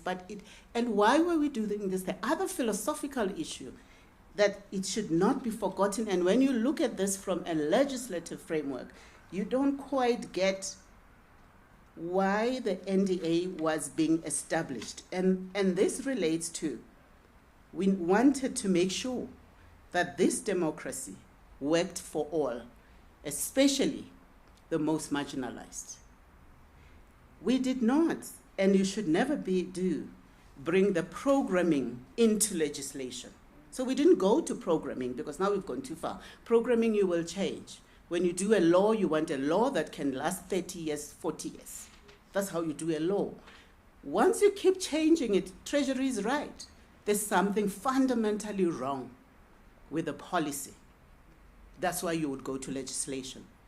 And it then suffers what South Africa is seen to suffer, which is, there's nothing wrong with the law, guys. Just go and do it.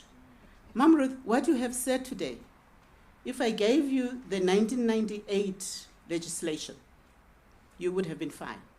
Because it gave you everything you needed. It gave you the convening power. It gave you the capacity to get money from state. When the NDA was sitting in finance, remember the Department of Finance was a participant because it receives all international donations. And all those donations, by the time we left the NDA, we had negotiated, I had personally negotiated the contracts with various agencies and signed those contracts for the management to manage. The other thing that that was also a philosophy was we don't want a bureaucracy.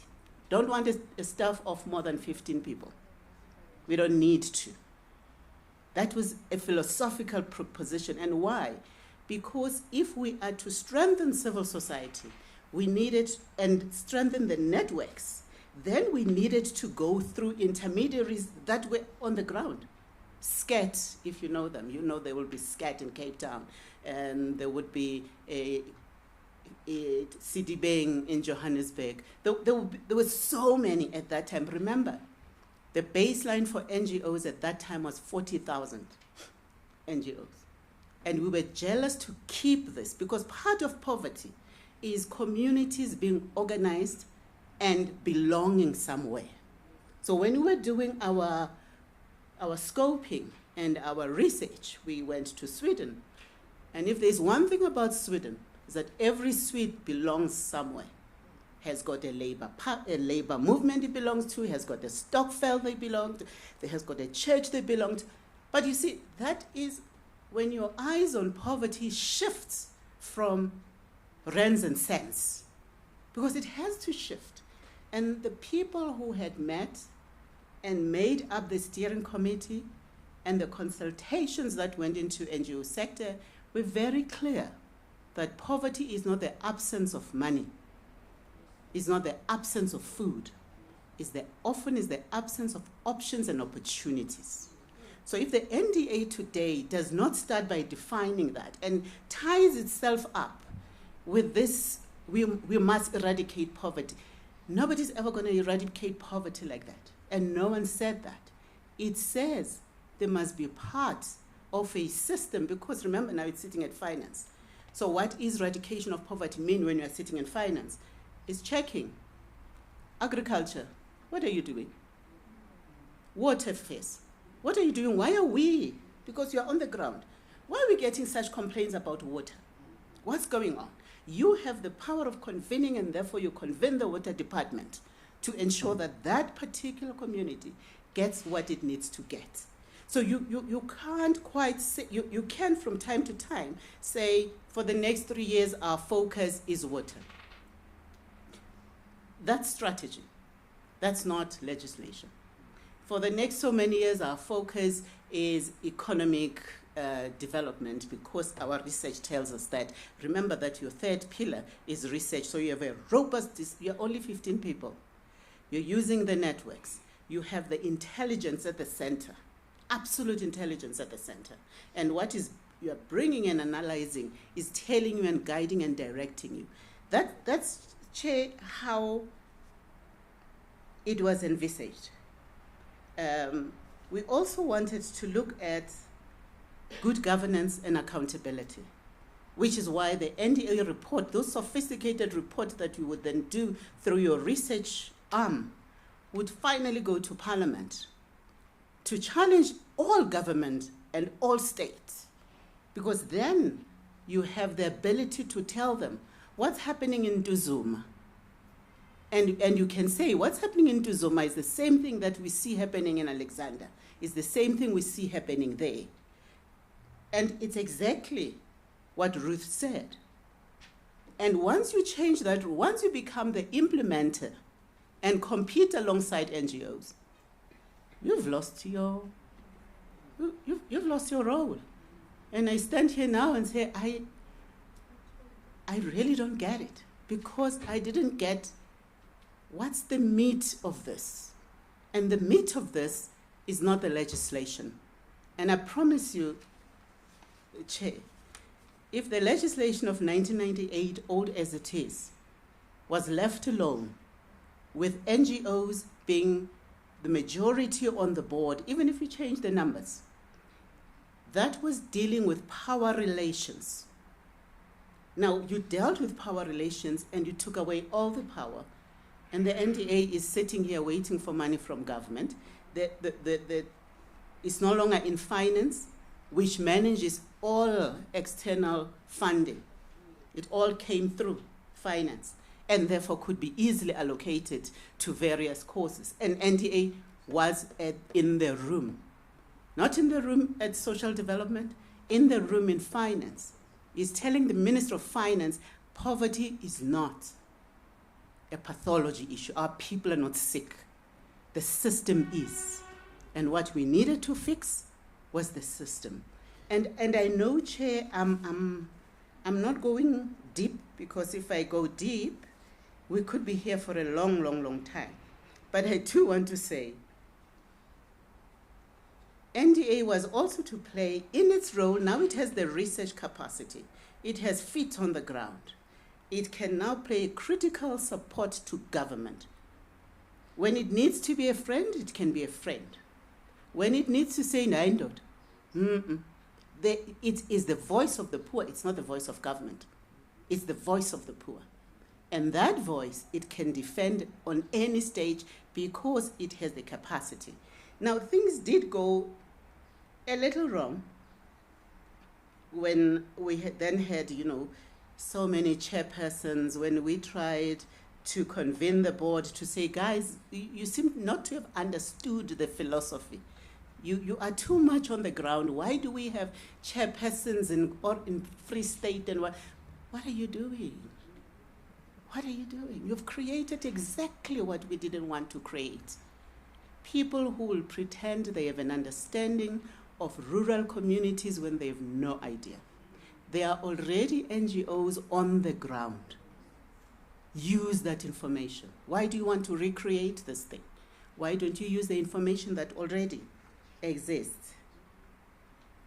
We knew that, and we reported before the legislation was signed into law. NEDLAC, Sangogo, Parliament, I presented to Parliament, had to be informed, purely saying, this is the thinking. This is how we're thinking about poverty. This is how the President's office thinks we should deal with poverty. This is what this agency will do. We know that this agency will not eradicate poverty on its own, but it can certainly be the rabble rouser. It can be the one that raises difficult questions. It can't do that if it's sitting on the ground alongside NGOs. It just becomes another NGOs. It therefore becomes a threat to NGOs. And where we're sitting today, 30 years later, I can't point out where Sangogo is. I can't point out where the leadership of civil society is. I can hear, even when protocols are called out here, you would think we're in a government meeting. The other thing that was different at that time is that the first administration was committed to diversity of thought. We fought hard battles because we came from different schools of thought. We didn't all come from the ANC. We came from there and there and there, and all of us came together in this place and said, in the end, this is what we want for this South Africa.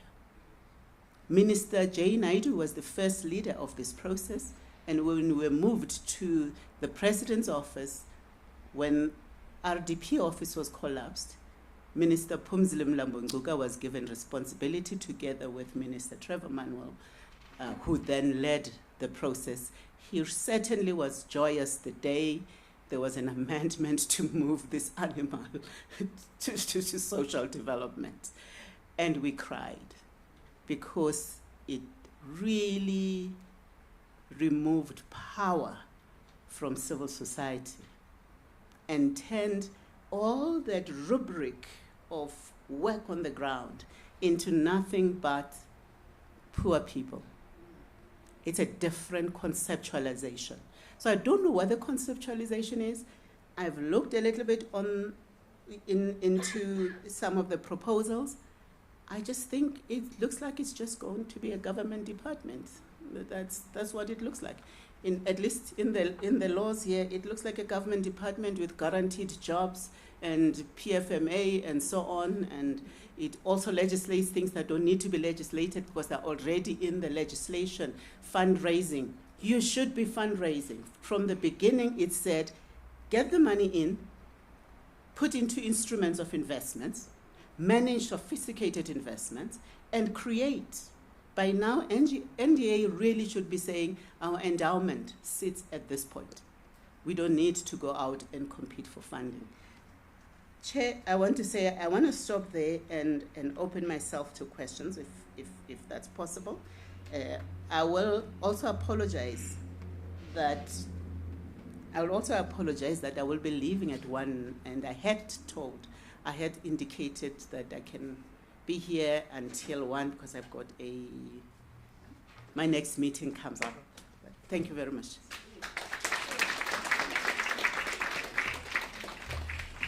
Thanks very much, Doc. If we were to sum up your input, I may sum it up and say, that's not what we meant. That's not what we meant.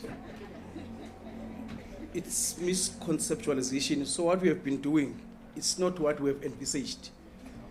That's the key message. So as we have been continuing, that's not what we've conceptualized, that's not what we meant. I've been hearing saying poverty eradication, that's not what we meant. I like it that we are trying to discipline us back, and I wish that you had written that input. Maybe CEO, I'll put the good doctor on the spot, that probably even use a pager or 2 as her contribution, because those insights are quite important.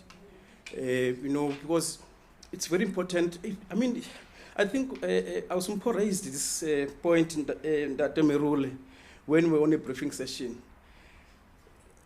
The philosophy behind the amendment, others will call it the theoretical framework in which foregrounds this amendment. We have been chit-chatting that probably we may need a 3-page or 4 or 5 which foregrounds why this needs to be done. And good doctor has raised it. And you remember in our earlier conversation, that's the question that kept us for long in the briefing room, conversing about it.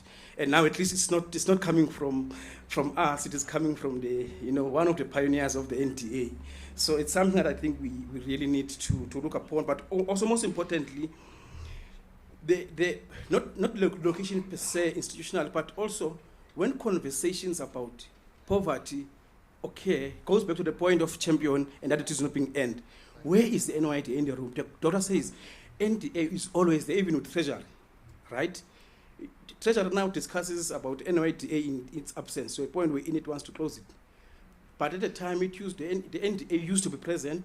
It used to inform the direction in which Treasury may wish to even fund poverty alleviation. There are a lot of things, not a lot of things that I've said, but of course, we will want to allow some support of the dogs living. We'll allow Mr. Chofuta to come forward, but before he comes, I think he's not a stranger to many in this room, and know that even the DG, Captain referring him, Mr. Chofuta is a civil society activist. He's currently the NETLEC Commit Constituency Convener at NETLEC, a development practitioner.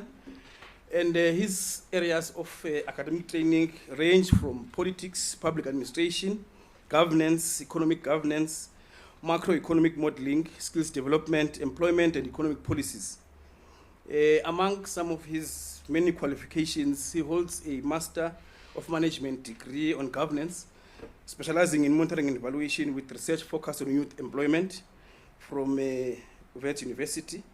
He has extensive leadership in governance and experience that was acquired through serving in various national structures and boards, and he still serves on some, many of them which I won't mention, like the doc.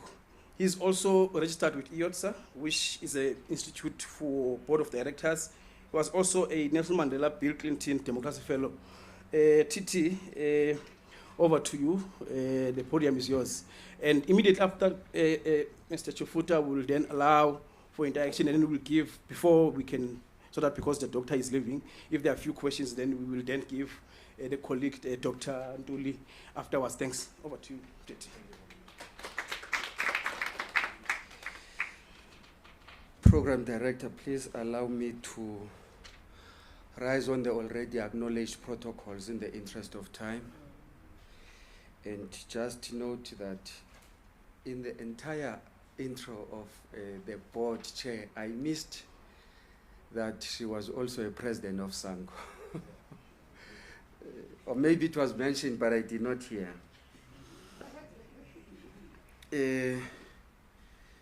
This is a very, very complex issue which today is not going to resolve.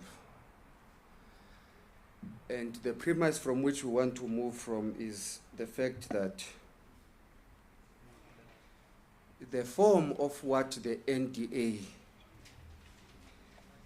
should become must be informed by the content of the mandate that it must pursue.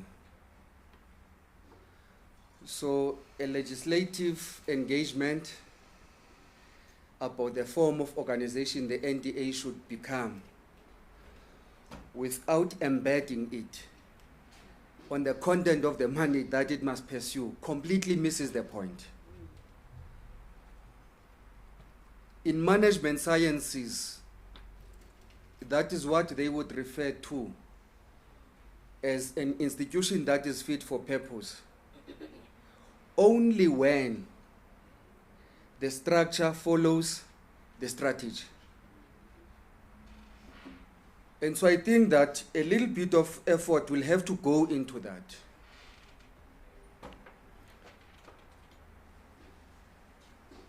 From where we stand, the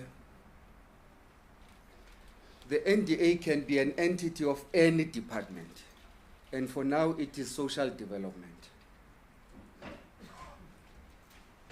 Of those who argued for the presidency, acting DG, they would not be incorrect because all endeavors on poverty, on the fight against poverty in South Africa have always been led from that department or institution. Even the current engagements have been led from there by the social policy advisor of the president. But what we must not miss as well is that social development is not welfare. The organic move from Department of Welfare into social development opens up space for a lot of aspects of what the NDA has to deal with as well. And so the NDA can remain an entity of the Department of Social Development. There is enough room for NDA to fulfill its mandate even under where it is sitting. But what must not be missed is the fact that it must not be viewed as an entity of the department alone. It must be that of the whole of government, because its mandate cuts across many departments that it should serve. And so we believe that it should have a lateral and transversal mandate, which takes the approach of the whole of government approach to tap into the functions that are sitting in other departments. That should be the nature of who the NDA becomes. In legislative terms, that is something you may win, as Josop is saying, through the manner in which you conduct your work.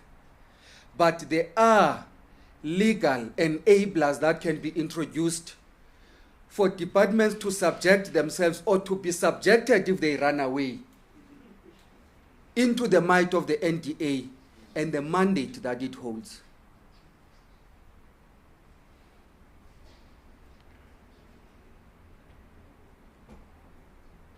When the paper of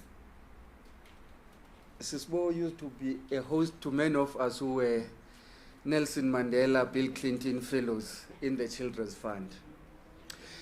But when the paper is prepared, I'm going to prepare an argument about financialization of institutions that are located in the National Treasury. And the only lens through which they view development is through finance and nothing else. And that would completely miss the point. And so, in theory and in practice, there seems to be consensus that there are 4 pillars of interventions that respond holistically to poverty eradication. And I will use eradication. The first of those is education and skills development. The second is social protection, social security. The third is employment. The fourth is enterprise development. So if you go through those, our assertion is that they must constitute the core of the mandate of the NDA. But here is the thing. There is someone completely different responsible for education and skills. What do we do about that? Then it means the NDA narrows its focus into that which we call capacity building, because that on its own is a training and a skill issue. So there's a niche for NDA to look into. Currently,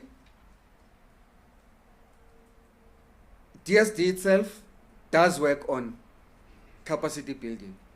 The National Lotteries Commissions does work on that. All SITAs have a function of capacity building for NGOs, SMMEs, cooperatives, and all of that. And so, the centrality of the NDA in that equation is that of coordinating all those efforts.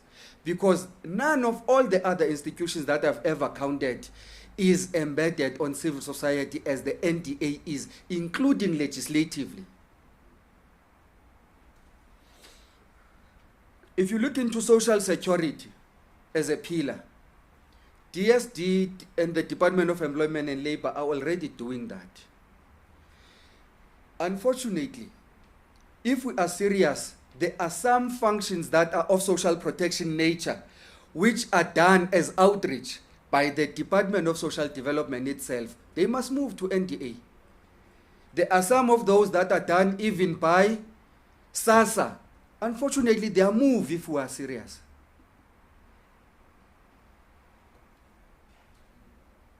Otherwise, they become nice to do, that we give over a food pack, right?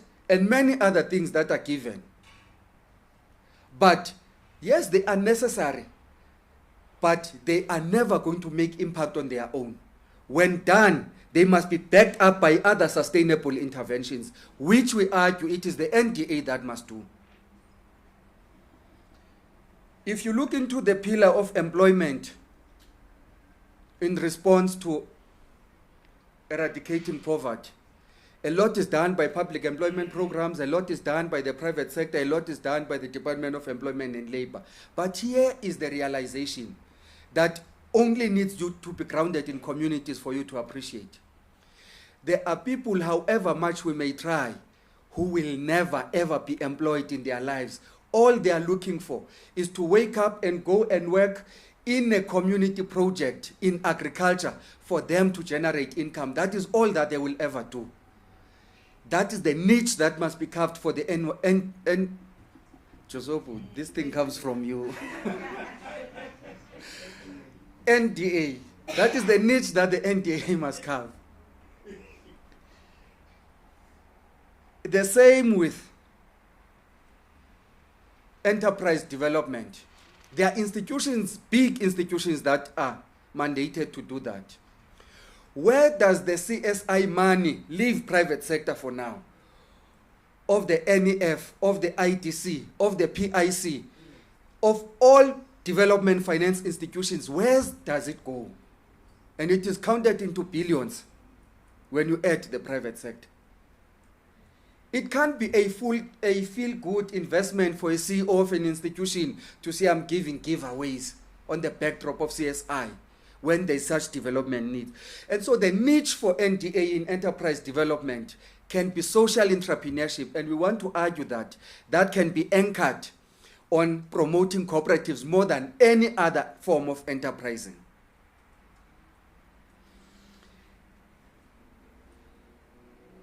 When considered in totality, we believe that the thrust of the social policy interventions that the DSD and the NDA must pursue must be developmental in nature. They must be transformative, they must be protective and redistributive, which means there is a resource that is sitting somewhere where it is not needed, that it is needed somewhere. It is the NDA that must be the conduit and the enabler of the migration of those resources. If we are bold enough, we can argue that there are many government departments and entities whose budgets are unspent, they end up going back to the treasury. Why is an allocation or a portion of that not redirected to interventions that are done with civil society so that people who would have benefited in those programs at a community level are not compromised because of lazy governments, including local government?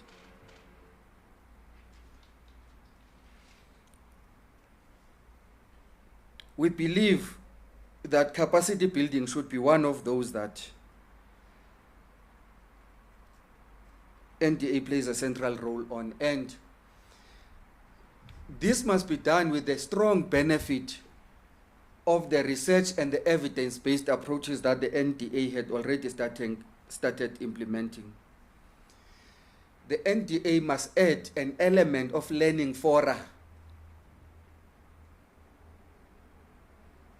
in its work, so that from the research and the evidence that is generated, all stakeholders have the benefit of learning from the, including practice, by convening learning fora for all stakeholders. This work will never be done without a dedicated endeavor on resource mobilization. The work of the NDA must start with the coordination of the already existing resources that are scattered all over and falling through the cracks through wastages. We mentioned the investments that are sitting in CSI. Of the work that is done by even the National Lotteries Commission, what is the claim of the NDA? Now let me tell you this from experience. Any process of funding that is applications-based is already flawed and skewed. You are not in control of who applies. You are not in control of what they apply to do. You are not in control of where they go and implement those interventions. The greatest areas of needs may be in this corner, but the largest number of applicants may be coming from this corner, and you can't disqualify them. And so there has to be a bit of a balance with targeted approaches. That's one of the lessons that China did. The president was right. Until you quantify this poverty and where it is, you will never be meticulous in the response. And so we need to bring about that balance. There's a lot of money that is sitting in development finance institutions and development envelopes, which keeps going back to those countries. And it is trapped in the hands of government. The suggestions that are made are such that the mandate of the NDA must purely focus on economic development as an enabler. And we want to argue differently and say, no, we must always pursue the twin tasks of social development and economic development through a joinder of a socio-economic development focus. Because even if we do those economic investments, what we're looking for more are social outcomes than what other institutions would do on economic development endeavors, especially in response to poverty eradication. And so the positioning of the NDA, after all is said and done, is that it must coordinate country efforts, the whole of society, and I'm not saying the whole of government. It must coordinate country efforts through the whole of society approach towards poverty eradication. There are proposals even about the composition of the board, which in our view we believe are minimalistic. So there would be someone who has experience on civil society, on funding, they are all listed. There is complete omission of corporate governance. Or is it assumed that when you are in civil society, it is inherent? which I think is the primary function of the board more than all those things. What we may want to nudge the NDA and stakeholders to look at is a balanced scheme of skills when the board composition is complete. And run away from the risk of me viewing myself as sitting in the board and I represent civil society. I'm more civil society than anyone else. And no one can tell me anything about civil society because I'm that rep of civil society. What is required is that when considered as a whole, those skills must balance.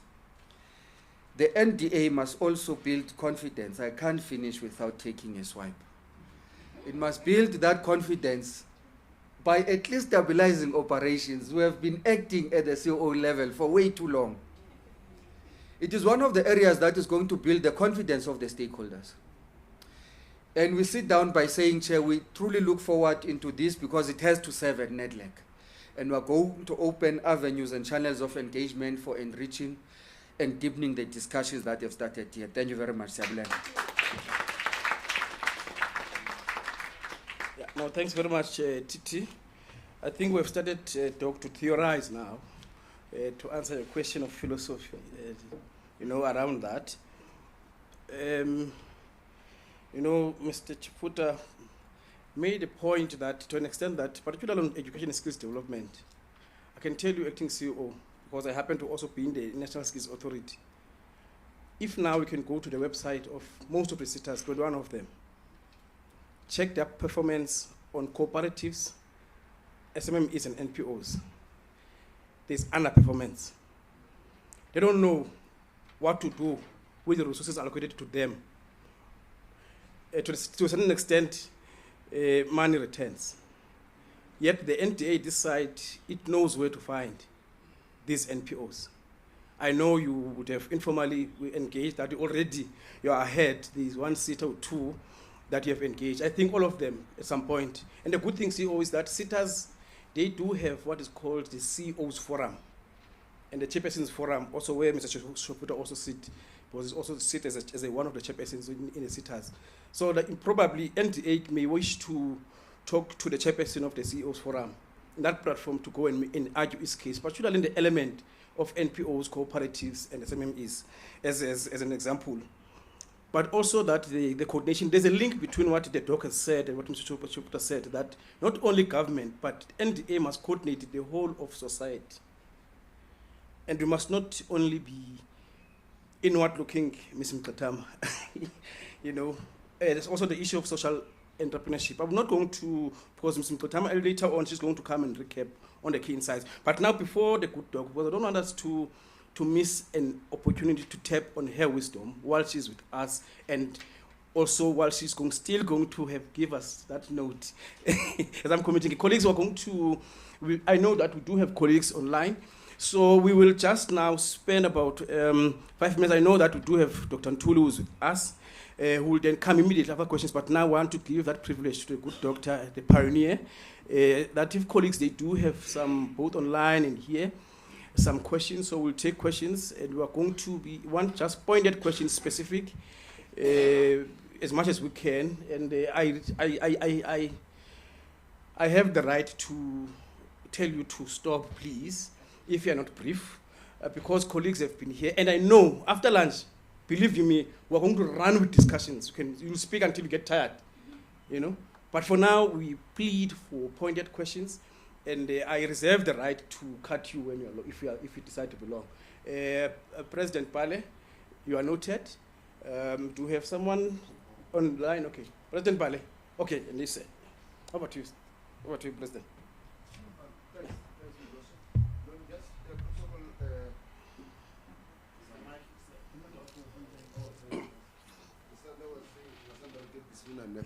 My apologies, Chief.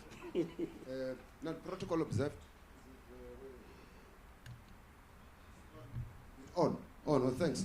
Joso, now the comment is on necessarily what we're here for, on the issue of the act, of the bill. To say you are reducing the number, to say there were 8, now there should be 6. CEO, we are saying no, it's fine. You might be have learned or what. You are responding to that. Why are you raising the number? There is a reason for that. But we are taking into consideration the issue of the stakeholders and participants who should be in that board. To say, not by design, I want to go to leave other very important stakeholders, not individuals of course, but stakeholders who should be part of the process. Please look into that. But also very important to say, what's the role of each and every stakeholder that comes in? And of course, as cooperatives, we should be counted. We must speak for ourselves because we are major stakeholder there. Mama, Shosho, my leader, my chair, Shosho. I think let me end it there by also saying, I think CEO, one of the criteria of the board members who comes should write at their turn. They should write maybe 10 pager so that them baskets are little all over the moon. I think that's it, Mjoso. Thank you very much. Will talk. Thanks very much, President. We are represented by Mjoso as that like community constituency. Thank you very much. Thank you very much, President. Colleagues, over to you.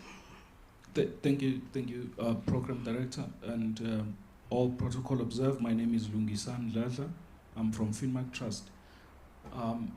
Chair, I just want to appreciate the points that were made, especially from the chair of the board, the acting DG, and the acting CEO. Coming to the point that were raised by Dr. Mkabela, which we also, in fact, my notebook is full of the points that she has clarified. But especially when we deal with the issue of whether we call it eradication or alleviation, because I think from the bill side, I think we shouldn't be found wanting. We need to be clear. And one of the reasons probably that I'll check with Dr. Mkabela, especially Chair, when you are a player in the soccer field and you miss goals, we don't normally now widen the goalpost. That is the issue of eradication. It will still stand. What we do is to go back and skill or sharpen the striker to ensure that he scores. So that's where the issue is. But when it comes to the point that were raised by Dr. Mkabela, especially it was during the era before the NDP, now that there are alignment that the act or the bill is trying to make with the NDP, what is your take with less than 5 years now to reach the 30 years? And do we have to go back to the bill and review it because now we are, or what would be your take in terms of the alignment with the NDP? Thank you very much. Without wasting time, over to you, Doc.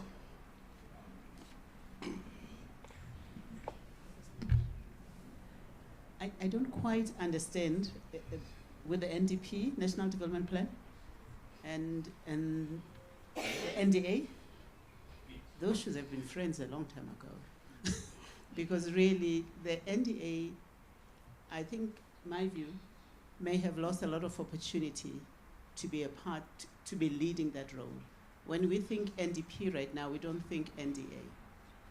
When we think funding for specific organizations, we think NDA. So it means that that role of coordination and organizing civil society and government conversations has not been progressed, and that's my view. So as the legislation as it stands right now, I think it was weakened in 2003, and maybe they're trying to strengthen it, because at the moment what I see being crafted is more, it goes too much to strategy as opposed to staying where it needs to stay, so it can choose whether it's cooperatives. So cooperatives don't have to be here they need to be here when you are discussing strategy and people are saying these are the areas or these are the area. In fact, your research would tell you which areas are of importance.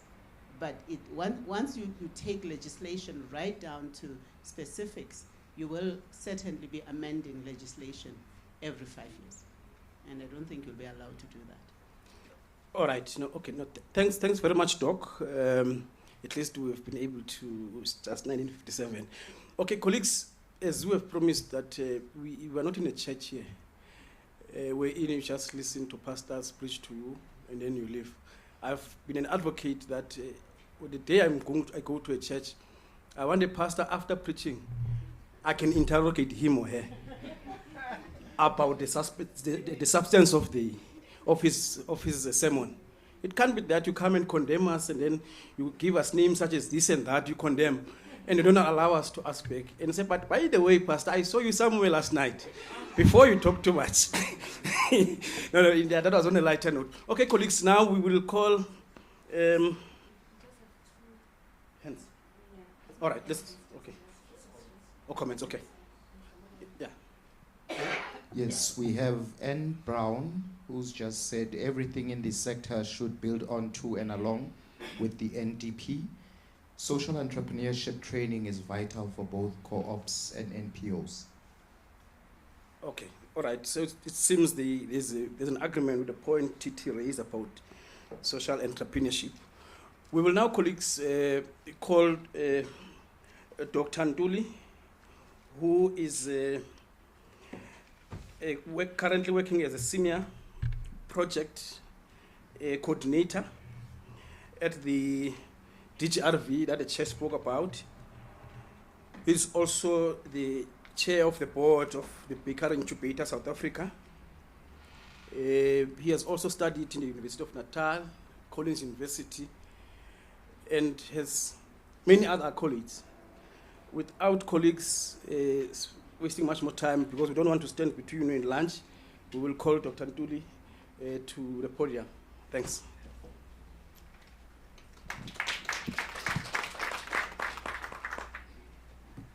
Sanbonani, good afternoon. How, Sanbonani?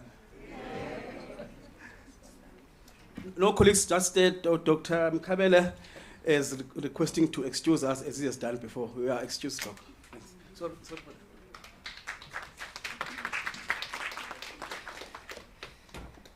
Thank you, Program Director.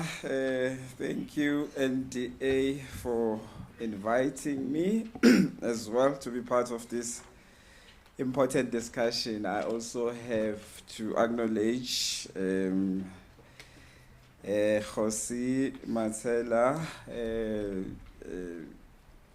I almost said Comrade Chairperson, Mamu Ruthi, Chair of the Board, Acting DG, and colleagues and fellow speakers. I actually have a disclaimer myself. I was told yesterday afternoon if I can be able to join. Unfortunately, my office is based in KZN, Pietermaritzburg, and I was the only one, according to my superiors, who they thought I was fit to come here. So if I say something wrong, blame it to the chief at the head office in Germany. Yes, thank you very much. I'm really not sure where to begin because I also did not prepare, but because we have had many engagements with NDA, probably most NDA colleagues who are here, we had a lot of engagements and discussion around the thought process that we have as DGRV. But maybe to put things into context as to where I want to go is to say, if globally, 1 billion people are members of cooperatives, and many of them come from Europe, from America, from China, Russia, you name all the countries that we are going to be in BRICS with. You go just across the border in Eswatini, they've got 3 billion.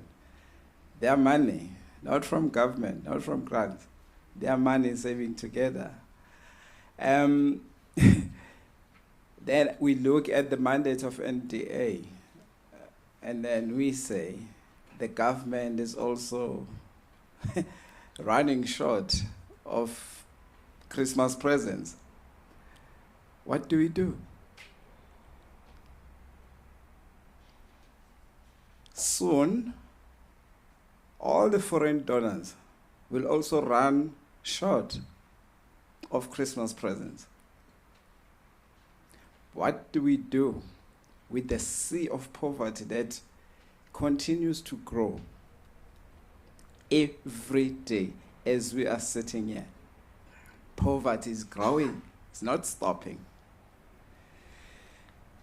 Important as this session that we are talking about today, I do also want to have few inputs that I want to make and probably suggestions as well on things that can be considered, maybe both at the level of policy, because the colleagues, they know, and then I always get angry with them. I say, how can you be an entity established by the Act, and okay, you find yourself within social development, but social development and SASSA does not take a cue from you? Why even call national development agents? Acting DG, I think we have a date to revisit or review our MOU, which expired in December. Why are we still interested in working with you? Because not only the insistence of Ma'am Ruth, who begged us to come and work with NDA, because she felt when all other departments that we've been working with for the past 32 years, putting money, not government giving us money, putting money. But what can you measure in the ground as part of our input and contribution to cooperative development, or the changing of the narrative from government technocrats that actually needs to actually implement, whether you call it NDP, whether you call it the 12 government outcomes, whether you call it whatever other policy. We see more poverty. Yet, millions of rand have been spent. Billions have been spent, not only by NDA, but also by other sister departments. Now, that's why we are saying NDA, that date must come very soon, because we're thinking of terminating any other MOU we've ever had, whether with DSPD, with COCTA, with other government departments, because we believe that in order to deal with a scourge that soon will threaten all our liberties, black or white, rich or poor, whether you live behind a gated estate, no matter how high the walls, no matter how sharp the barbed wires, no matter no matter what you feed your dogs, sooner or later, we all gonna feel the wrath of the people like a sea overflowing to our cities and to our mansions, if we do not raise the bar of NDA as other government departments, as organizations that work with civil society, and as foreign entities in South Africa. Because NDA on its own, or on her own, they feel they have no authority even within the department that they supposed to be actually helping. We say, NDA, there comes a time now where we must change our strategy, and policy is important, as well as legislation, to actually give you that power and that authority to do what, when we came to you, we thought you were. We thought NDA Can someone even the president? That's what we thought. Because it's a national development agency.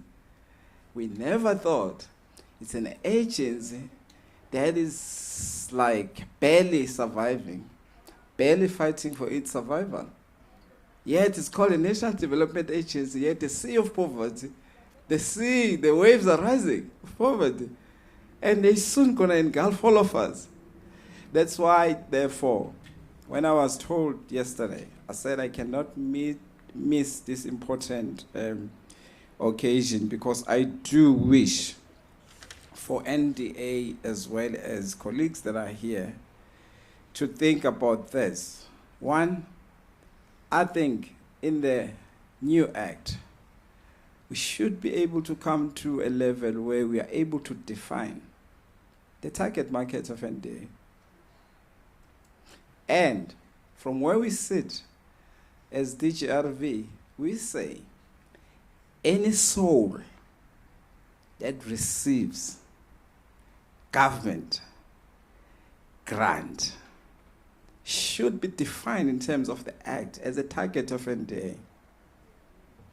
You've got no fee schools. Why?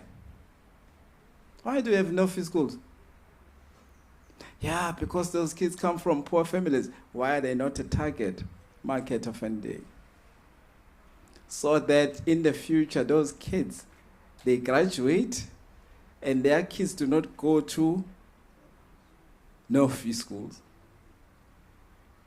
You've got NSFAS students. They take taxpayers' money. They drink it, I don't know. But I hear people say, these guys, they drink this money. But I'm saying, where's the government? Who gives this money to these kids?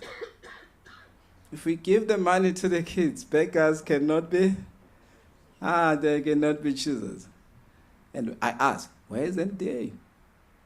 Because the NDA should be spearheading and advocating for acts and policies that are going to do what?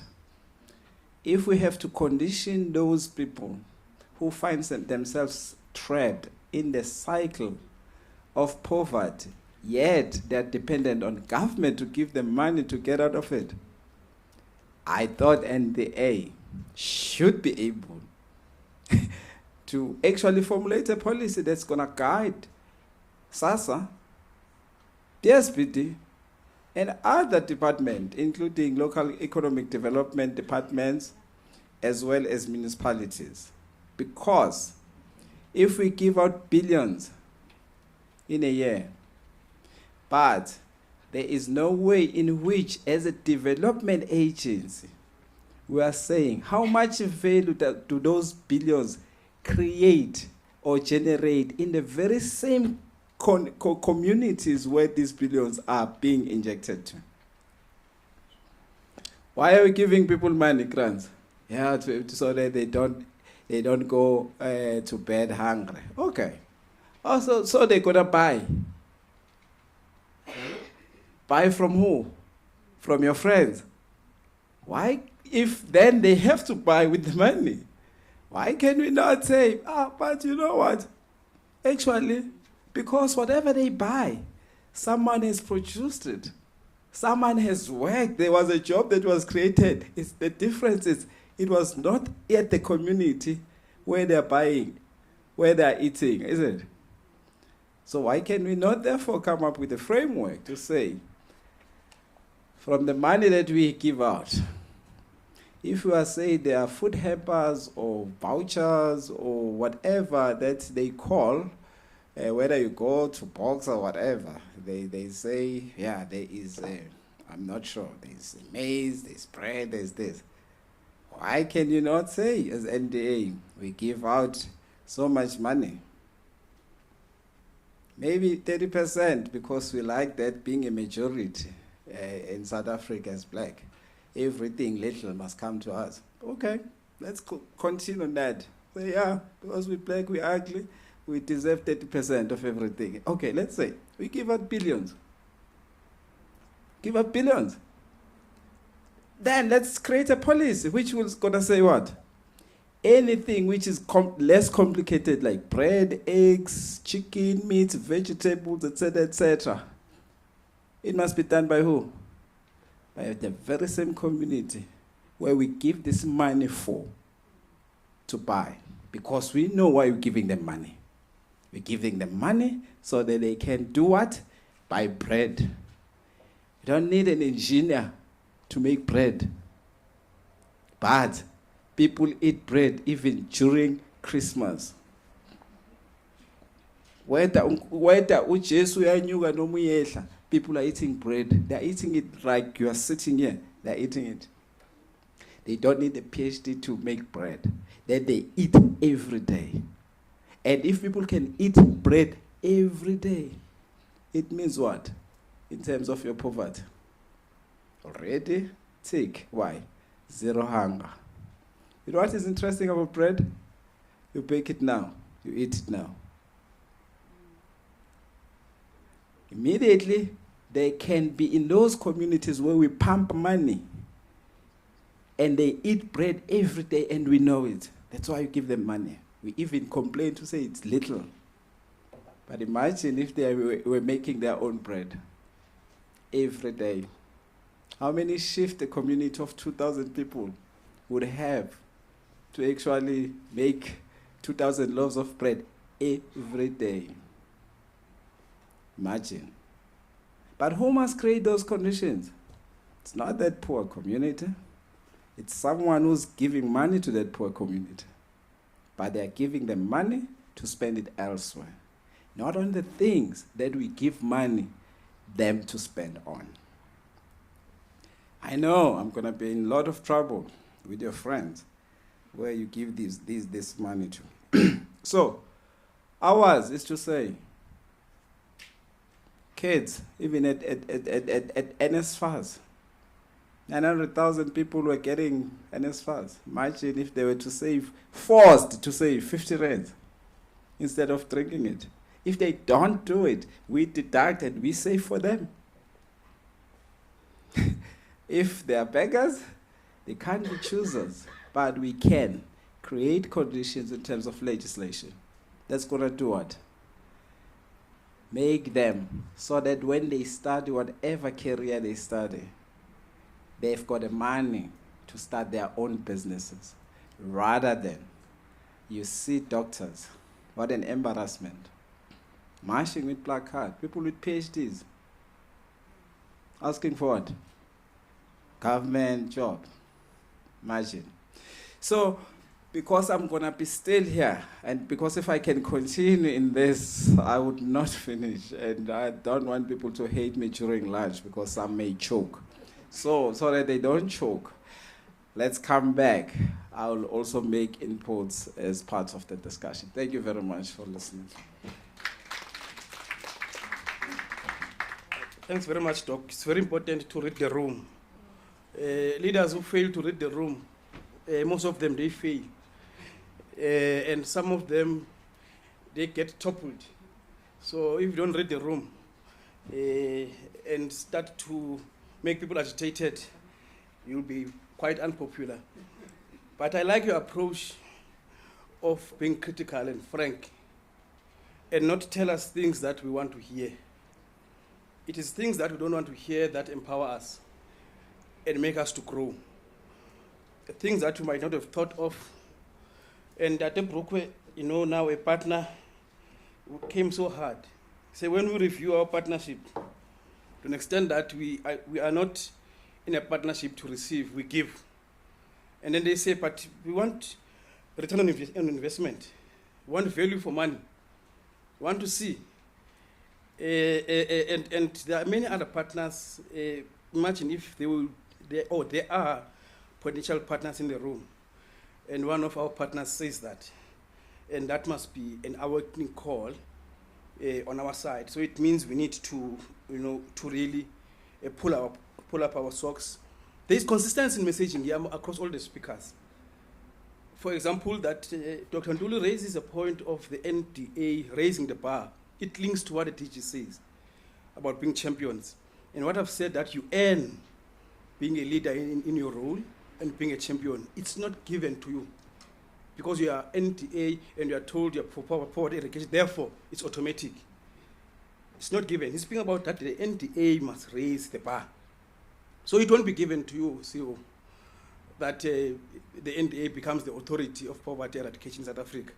It's a space that is contested, and other departments are there, and it's up for grabs. So anyone who runs with it, and we know that the strategy that Titi spoke about, that is driven by Dr. Chisana in the presidency. At some point when I was in one of the meetings, I had to text the chair, that chair, I'm looking at the participants here, and I'm trying to understand the role of the NDA.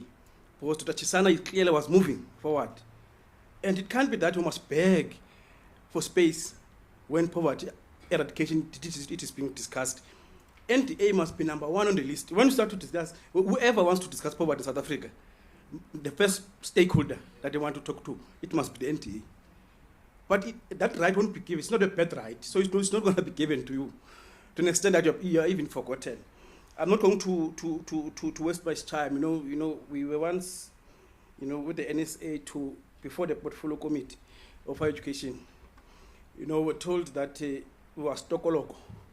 Stokoloko, that song, Stokoloko, Injanga Namazinho.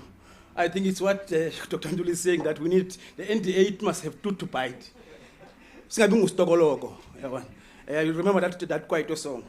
But colleagues, now Dr. Cry, after the CEO has said something, you will then announce what will be the way forward in terms of the lunch.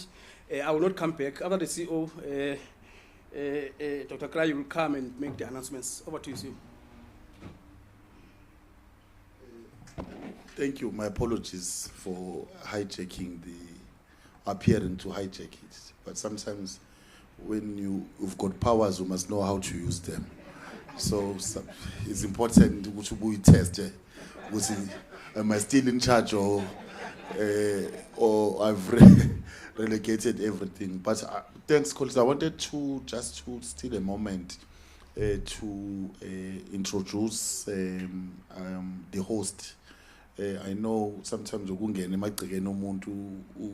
do anyhow, but I thought it's important that I introduce the Chief Executive Officer, the CEO of the Nelson Mandela Foundation, Dr. Asbong, saying the good thing is Gulula Wenze, because we just share the same name, so it's also Sheng. So I thought even we just had a short conversation, and Chairperson, I must assure you, before he closes, I'm still far from my first 100-day report, and he's about to close his, so you could understand we almost appointed at the same time. The name of NDA will feature somewhere before that full stop and submit to his board, because we are already starting to, at a high level, we still have engagements. To say part of the things that they're doing in terms of preserving the whole legacy of Madiba, and for us as NDA being associated with that brand, I think Mr. Joseph, that's when we'll be able even to make that impact. Because part of the things that he also says, things that were worrying even Madiba himself, were issues related to social injustice, and poverty could still be viewed from that particular angle. And they are already in the space where they're having the series. So we'll be looking at possible areas just to collaborate. Let me allow him just for a few seconds to greet us. Thanks.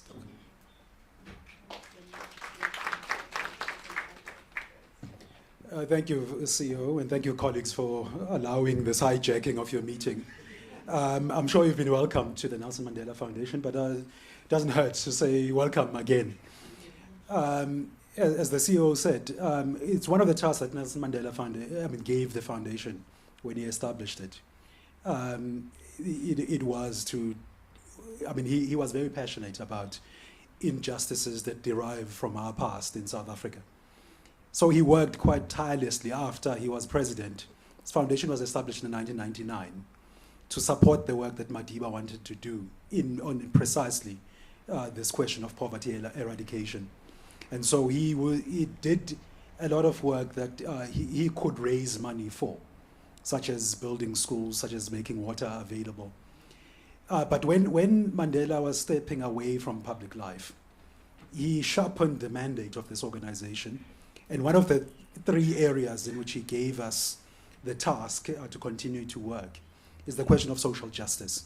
And social justice for us, in the way that we're defining it in our new strategic vision, is we want to see societies in which everybody is free from want. And that's the kind of society that we are working towards. And therefore, I think this resonates very strongly with what the NDA does. And I look forward to taking forward the conversation about potential collaboration between the NDA and the Nelson Mandela Foundation. Thank you very much.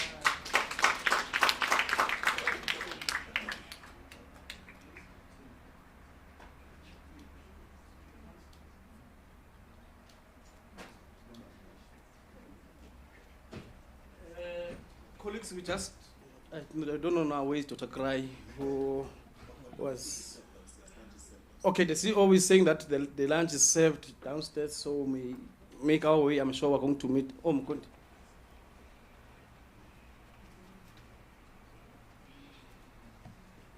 Thank you. Yes, lunch is served downstairs where you had tea, and there are those that had their tea in the boardroom here. It's just around the corner, so you can just turn there as well. Thank you.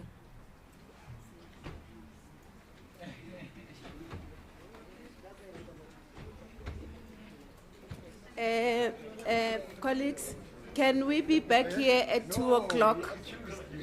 2 o'clock, ne? Colleagues online, we are breaking for lunch. We'll reconvene at 2 o'clock. Thank you. All right, colleagues online, I see 55 of you are there. Can you hear us? Someone wants? Yeah, someone wants to speak.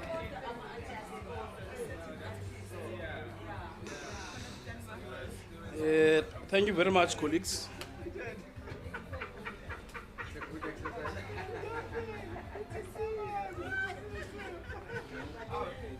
Can we test? Someone wants to speak online? Yeah, no. Well, no. But that's one entity. As a cover. Yeah, Sababin Sbatatu, Tuange Gama. I'm a Christo. Colleagues, online, can we please, someone wanted to check whether they can hear us, and they are there. I see about 57 now of our colleagues online. And remember, colleagues, this is quite an important session because mostly the first part was about presentations. And we want to hear the voice of colleagues who are not necessarily part of the NDA per se, the CSOs. Probably as a precursor, colleagues, I must state that this is just an appetizer. The main meal is still going to be served in March. And in between today and the two-day session is scheduled to take place in March. Nothing stops colleagues from writing their inputs and submitting them to the NDA. So this is not just the last platform. Colleagues, they can make their inputs here. In between that, they can still make submissions. Even in March, in that session, that is a two-day session, that is going to be much more broader. Colleagues can still make inputs. I'm emphasizing these colleagues because we consulted and stated that we will just take an hour of discussions to an extent that we want to be done ideally by 3 o'clock. Having said that, we are not going to muzzle people or stop people from engaging because this is about the CSOs. That is our target. That's why we are insisting that we wanted to start at 2 on time, but we finish on time. Before colleagues, as I'm about to note hands, who will be discussing, and respectfully, we will have a 3 to 4 minute rule. And then from then, after those inputs, we'll then assess as to whether we'll proceed. But as I've said, the principle is that everyone who is here and spent his or her time in this room and online is going to be heard. As I've said, the first half it was, okay, I'm a football person. The first part,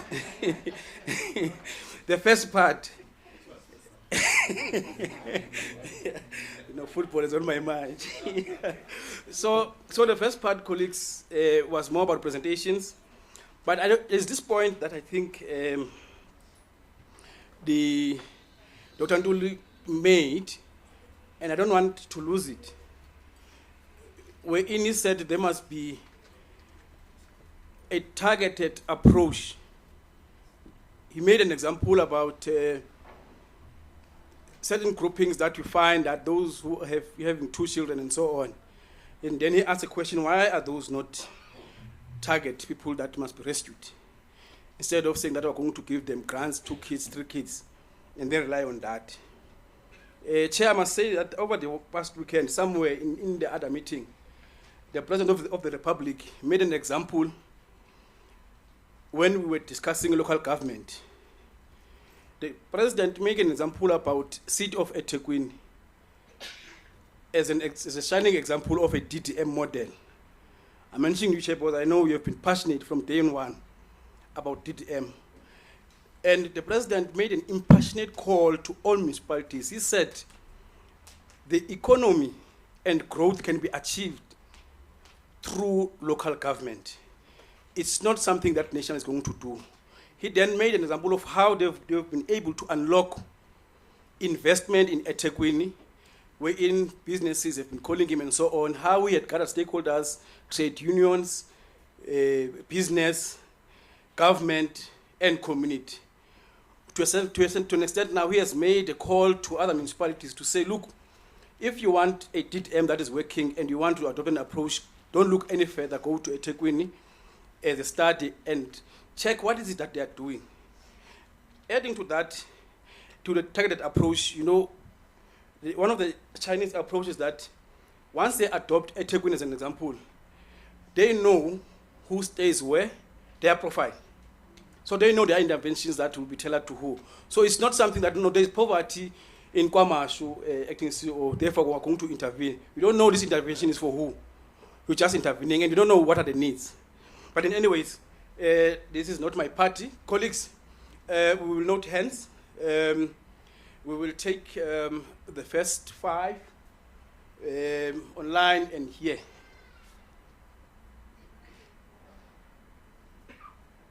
If there are no hands, then we will give our support to, we'll proceed with the program. All right, there are no hands, colleagues. Oh, there is one, okay, over to you. Yeah. Okay, let's start online. You may proceed. Yeah. Can I speak, Comrade Tosop? Oh, yes, please, Dr. Chim. Okay. Yeah, thank you very much, colleagues. And thank you very much, program directors. I must say that all protocols is observed to everyone so as to save time. My name is Jimmy Kochana. I'm here representing ANET, Alliance of NPO Networks, and I've been a member of Nedlek Community Constituency, where Comrade Tosopu and Tulani are there, our OC. I must say that I'm very much happy that NDA is taking up this process, on a very serious note. Because the NPO sector has been, we've been inundated with concerns from the NPOs in the country to say that they've been applying or making application to NDA. And up until today, they have not received letters to acknowledge, nor even say that they've been, not considered for the application. But what we have seen, Chair, was a more focus of funding from NDA to co-ops. I don't say that is wrong. I'm not saying that is wrong. But I think the sector was of the view that more funding seemed to be going towards the co-ops than the NGOs. And that was a concern from them. And I think one of the issues that we kept on mentioning to them was that I think the issue of the mandate, and I think it came up from one of the speakers that was there, I think it was Sisbongile, to clearly, that NTA should clearly define their target market. And I think it's something that we need to inculcate to be part of this process. But I'm not there, Chair. But where I want to raise some few points that can lead to this process, because I think the sector is very much, concerned about the process. We understand that there's been consultation undertaken by NTA, but I think there's a view from the sector that when it comes to we know that when it comes to drafting of the policy, NDA will be, constituting a drafting team. And I think that team can also receive and review input from interested and affected parties. But I think where we are concerned, Chair, are two issues. The issue of consultation at the provincial level. I hear when you were saying that there's not a process coming up. So we want to advocate strongly for a provincial consultation process, Chair, because I think that's where you will find, these NPOs, as well as the NGOs and co-ops. So it's important and incumbent upon NTA to ensure that they reach out to all the provinces. So one is to ensure that they develop, a plan that will ensure that we roll out this process at the provincial level. Yes, we can convene a national, NTA can convene a national roundtable dialogues. But I think if these processes, they don't, find expression at the provincial level, it will defeat the whole purpose. That's the first one. The second one, Chair, is the issue of legitimacy of the process. Yes, it's driven and led by NTA, and I think what NTA is doing is to ensure that they reach out to the NPOs. But I think, Chair, we have got some questions that we want clarity on. Because I think our view is that a process of this nature will need sort of like an oversight forum, a forum that will oversee the process of consultation, And I think that objective cannot only be left to NDA. So we are of the view that probably NDA should find a mechanism of ensuring that, they broaden the participation for that oversight forum. So wherein you incorporate your NPOs, you incorporate your cooperatives, bodies, and I'm sure there are organizations that represent those ordinary, organizations. So our view is that at some point, in order to ensure that there's a proper legitimacy of the process, the issue of an oversight forum that will take the lead in ensuring that it looks at all issues pertaining to consultation processes looked at. And last but not least, Chair, currently there's a NPO policy framework development led by DST, of which NPOs, they constitute a core to that process. And I think it's going to be important that there should be alignment of what will come up out of the bill, the amendment bill to the new policy, so that we ensure that there's an alignment. So I think those are the issues that we're talking about here, Chair. And I think the alignment issue is very important, because I think DST is embarking on a process of ensuring that they review the NPO Act of 1997. And I think if we ensure that we do things, in a proper way. That ensure that there's an alignment so that we could do things, the best way, so that it accommodates the sector. Thank you, Chair. Thank you. Thanks for saving us 57 seconds. We're counting. Once you hear the clock, you must know your time is gone. I'm putting a timer here. Over to you, sir.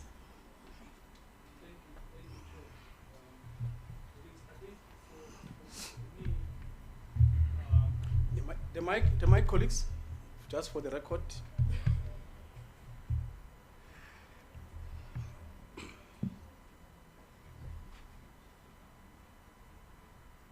Thank you.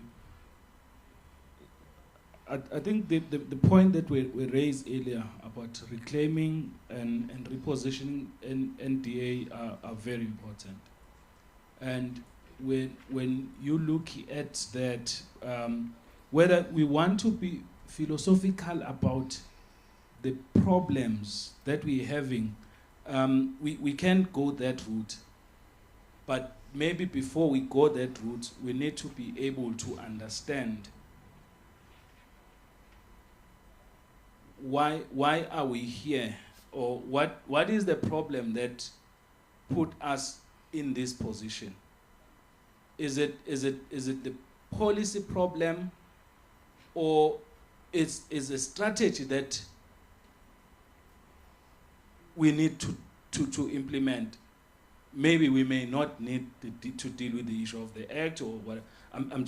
But if we haven't gone the route of really diagnosing the problem, we will go around changing very minor words and terms. Terms are very important, especially in the police. But it will guide us to say, where is the problem and what caused NDA to be where it is. And we will move from there, because is it because of the 15 board members? Is it because of the 7 board members? Is the issue on the board numbers? Or is the issue on how we implement? Because if you look into, I think, section 4.1a, so that deals with the issue of fundraising, NDA fundraising. Did we explore that to the best of our ability to get funding, external source of funding, to support the work that NDA is supposed to do? So I'm saying, Chair, probably one of the things that we may also want to look at is, if that has been done, yeah, maybe that's what we should be looking into. Where is the problem? Thank you. Okay, thanks very much. Yeah, you just spoke for like 3 seconds, because my watch is 2:57. Thank you very much for saving us about 2 minutes, 57 seconds. That was so grateful of you. Thank you very much. Colleagues, any further hands? Prof?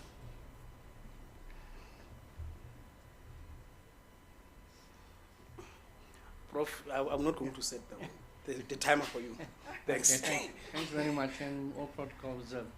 Thanks very much. I think any such gathering is critical for any organization. We need to critically look at ourselves and see which way we're going, where we have gone wrong, what we're doing right, and how to amend whatever where we have gone off. Having said that, I think the sort of questions that I have, to what extent, or rather, let me just sort of rephrase that. The issue of civil society organizations, how are they defined? Because I haven't, of course, read the NDA's maybe definition, but I just would like to have an interest how they, because when I listened to the chairperson early on, and she was making reference to a certain breed of CSOs, and I was wondering in which category within the civil society sector would sort of these be located, and to what extent do they add value to NDA's mandate in terms of the partnership that we have and that we need to have. The second part is when we listen to Dr. from Bana World, I think she shared a number of important points, and I think yourself had correctly asked her maybe to start writing a position paper. because those documents are critical to see how the founders have envisaged it and where it has gone since then. And I think if we get those papers, as well as Dr. Tuli, as well as others, as they view NDA, they need to share with us on paper how they see NDA and in which way, for example, in terms of NGOs or NPOs, how they can partner in a very meaningful and valuable way, so that we do not reinvent the wheel, but we basically chart our pathway forward. And I think that becomes very critical in any relationship. The last point I want to make, and I think this is perhaps again the issue of research is fundamental for us. I was looking at reports online that has been generated by NDA, but I was also asking, we are located in HSRC building, and HSRC also produces lots of reports and books and so forth. And I'm just asking, to what extent is that partnership, is there a partnership of sorts relating to HSRC specifically? But I think the point which I want to make more is the issue of universities that we have in our country, and more so where departments and institutions or centers that give attention to NDA work becomes important. In other words, we would like to see, and I think there is a need to create a database of all research reports written about NDA from outside. In other words, people looking from outside in, not us looking at ourselves inside out, so to speak. And I think if we have that sort of intellectual input, it becomes critical for us to make use of those. Whether their arguments are maybe sort of acceptable or not, or whatever the case may be, the point is essentially it's a research-orientated issue that we are talking about, that I feel that will help us to better position ourselves as we move into the next 5 years, 10 years, 20 years. Because after all, leadership changes, and we want the leadership who come to be able to benefit from whatever foundation in terms of research had been laid. Thank you very much. Thanks very much, Prof. Colleagues, what we're going to do now is that TT, Dr. Nduli, the ministry has spoken, that probably might have to reduce some of your points in writing for submission. I can't, dispute what the minister has said. Actually, it has begged me. Okay, Deputy Chair, sorry.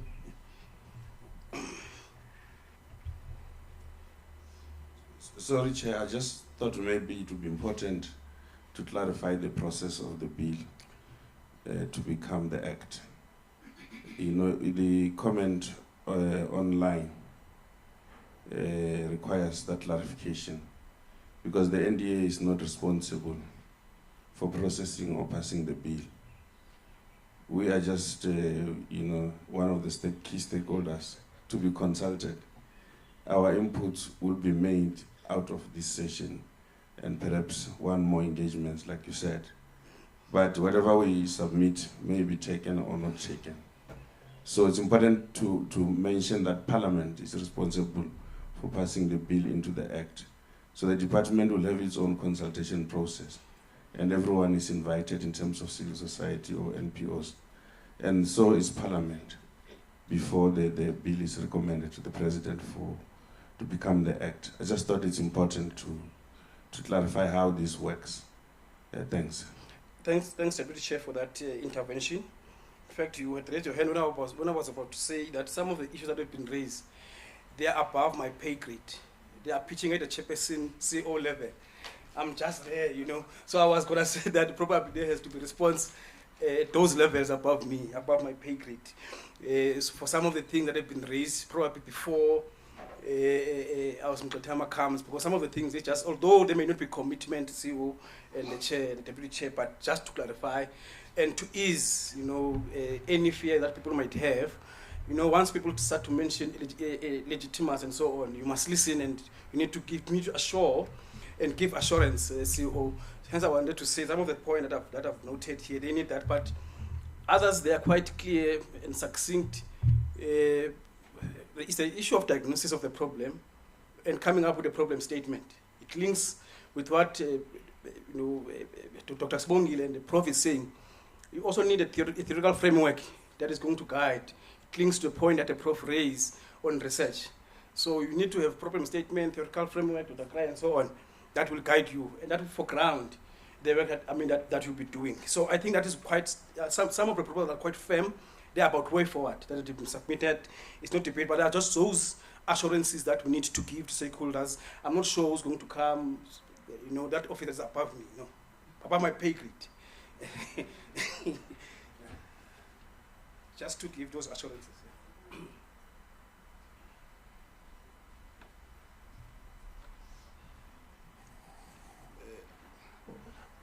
I think what thanks for that, the Deputy Chair.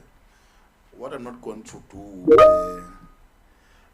is to dictate the process to the department because it's theirs. The review of the NDA Act is a DSD matter. I remember during the fifth administration, it was with us, it was with NDA. So you see, my language has changed, and I said us even before I joined, and that thing happened a long time ago. So, and I think there was a realization that this thing, you can't be a referent player, you can't be an NDA review or very same act as establish you. So it should be a mother department, and then which then is DST. So they will be the one that will sponsor that response. However, I think it's important to note the issues that's also been raised. That indeed we're in a space where there is a realization that a lot needs to be fixed, a lot needs to be done for these agents of government to have a truth or to make its impact, especially within the space of its ability to contribute towards poverty eradication as well as its causes. Because that ball has been shifting, it had also requires NDA to continuously as well shift itself. But we must also be in a space whereby we invest much more on doing much more work in terms of even modeling, where you begin to predict where things will be, so that you'll be that organization that is agile, be responsive in any environment that changes. So it's not just only this fact that the Act has not enabled us to do this, but we're looking at that. But the diagnosis has also been done. Mr. Nechipale, acting DG when he was here, indeed the National Treasury in 2016 did require the department to review the NDA itself.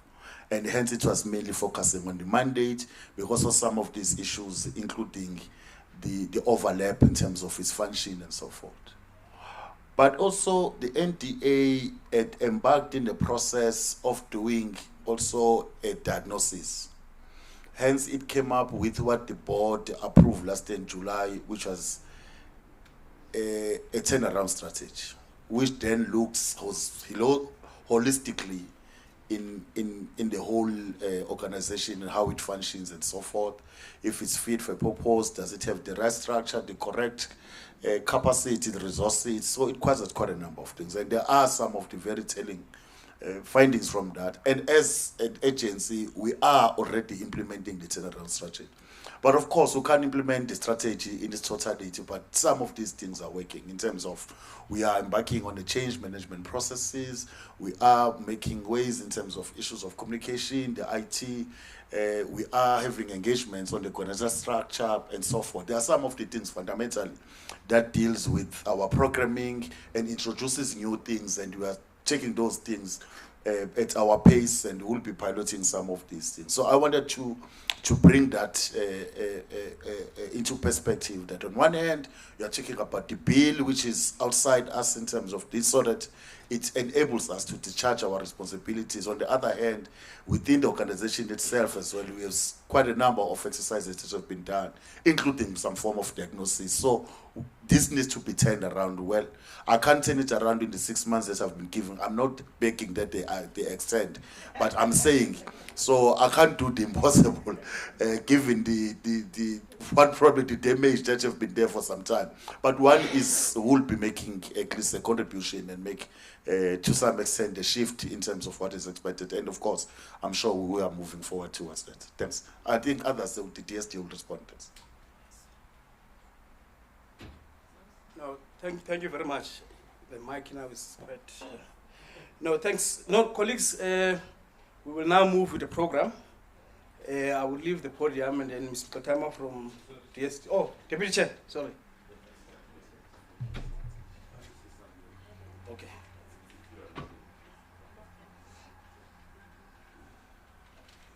So I think the context must be very, very clear that we, as the NDA, must make formidable inputs into the process of the bill becoming law after that.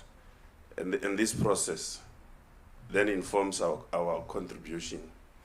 But you see, the one thing that is very, very clear is that the bill in its current form is weak in terms of substance and does not really bring drastic changes or fundamental changes to how the NDA should be remodeled. So it's not helpful, in my view, to leave it as it is. It's just going to be another wasteful process. Because you see, if you look at the issue of the composition, where you then say there are government departments that should then form part of the board, that should be properly legislated in terms of what will be the role of those departments in strengthening the NDA, so that when you do have partnerships with those departments, it's by law. Now, we do have representatives, exactly, but we don't get anything out of those representatives. So just because there is no framework. Now, so in remodeling the NDA, you need to then embark on a drastic legislative change so that it does not continue to operate like a state entity as it is. And you need to tie into the current model where SOEs are starting to have private shareholding and look at whether or not the NDA can be remodeled to act like what the BSA, where they are implementing agencies of departments and actually derive some income so that they are sustainable and, be less dependent on the state to fund its mandate. So what you are having there, it's not going to help us. So I think that when we reflect internally, Chair and CEO and the board members, we need to really draft proper submissions that really articulate the roles of the various departments. Because even if you are saying 6 departments, why 6 departments? It becomes a question.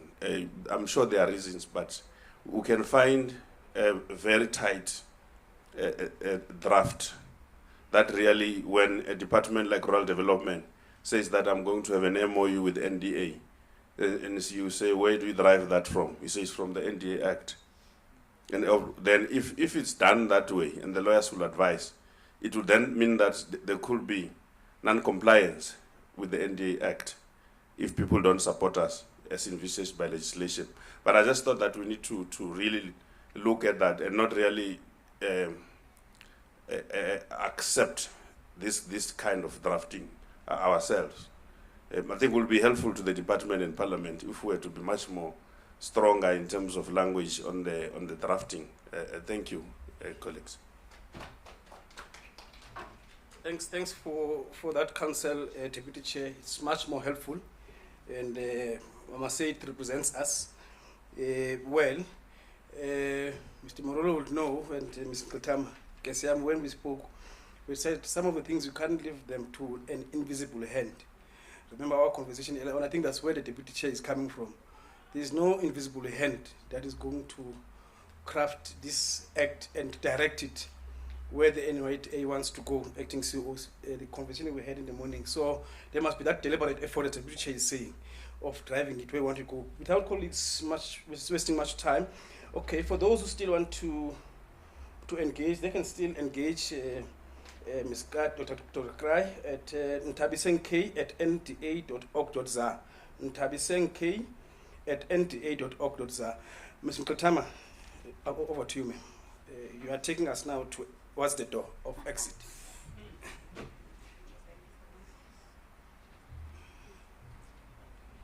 Thank you so much, co-pilot, and thank you for the inputs.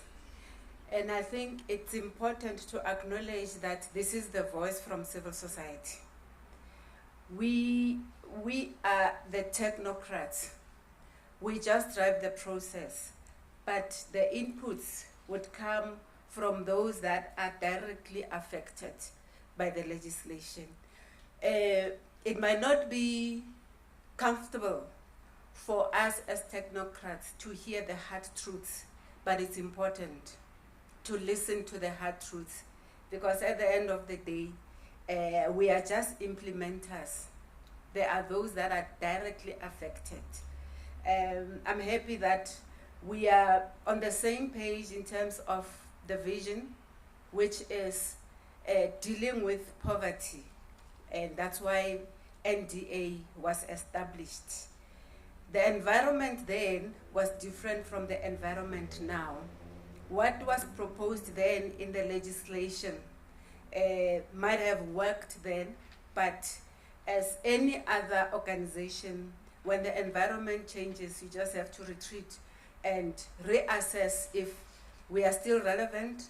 Are we aligned with what is happening externally? If not, what do we change? Why do we change? Why are we moving from this to this? What's the reason? And how are we going to change? After changing, what are the benefits of the change that we are envisaging? I also want to say that it was refreshing to hear from Dr. Mkabel, who was one of the pioneers of the legislation.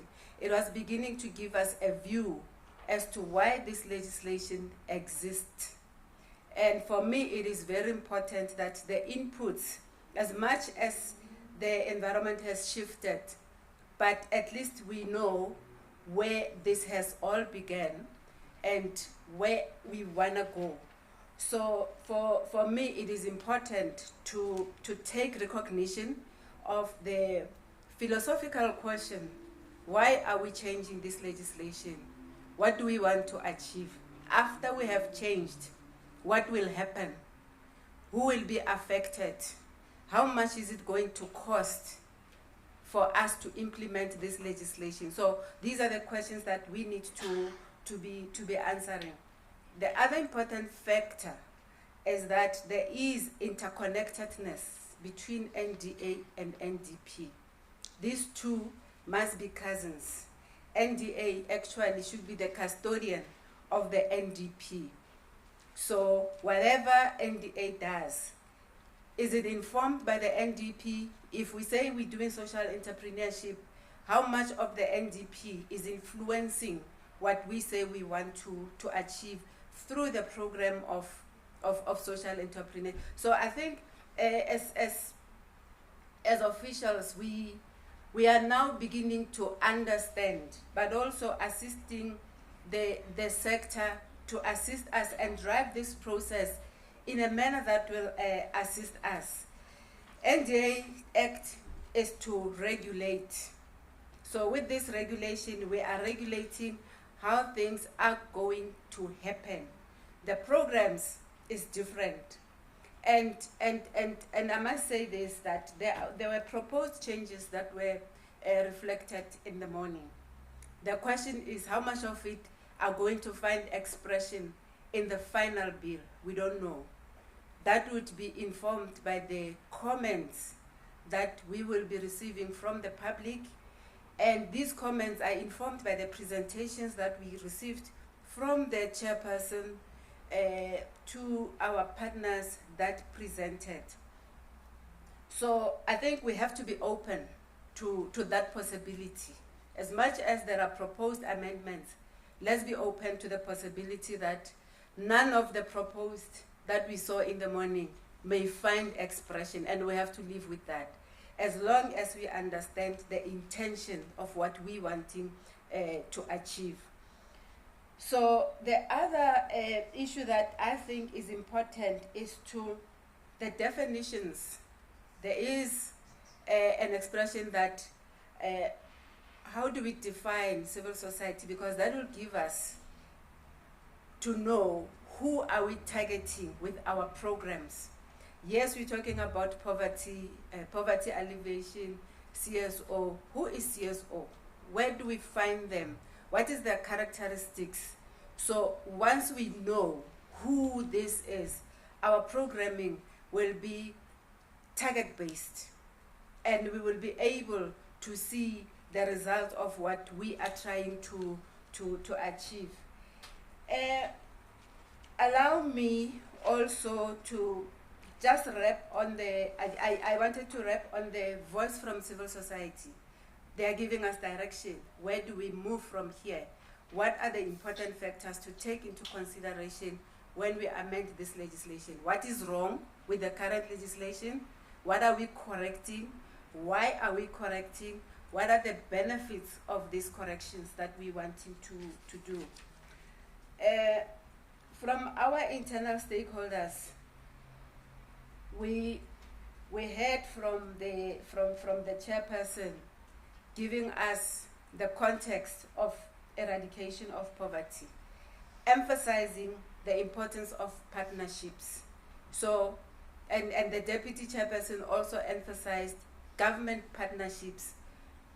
When we choose who we want to choose, what value are they going to add into this legislation, and how are we going to regulate that partnership? So whomever department is going to be part of this process has to add value. They shouldn't be there because they are there, they exist.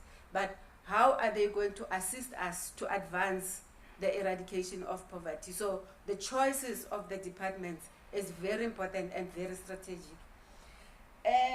So colleagues, let me also just give a highlight. There was a question that was asked, and thank you, Deputy Chair, for responding to that question in terms of how the process is going to unfold.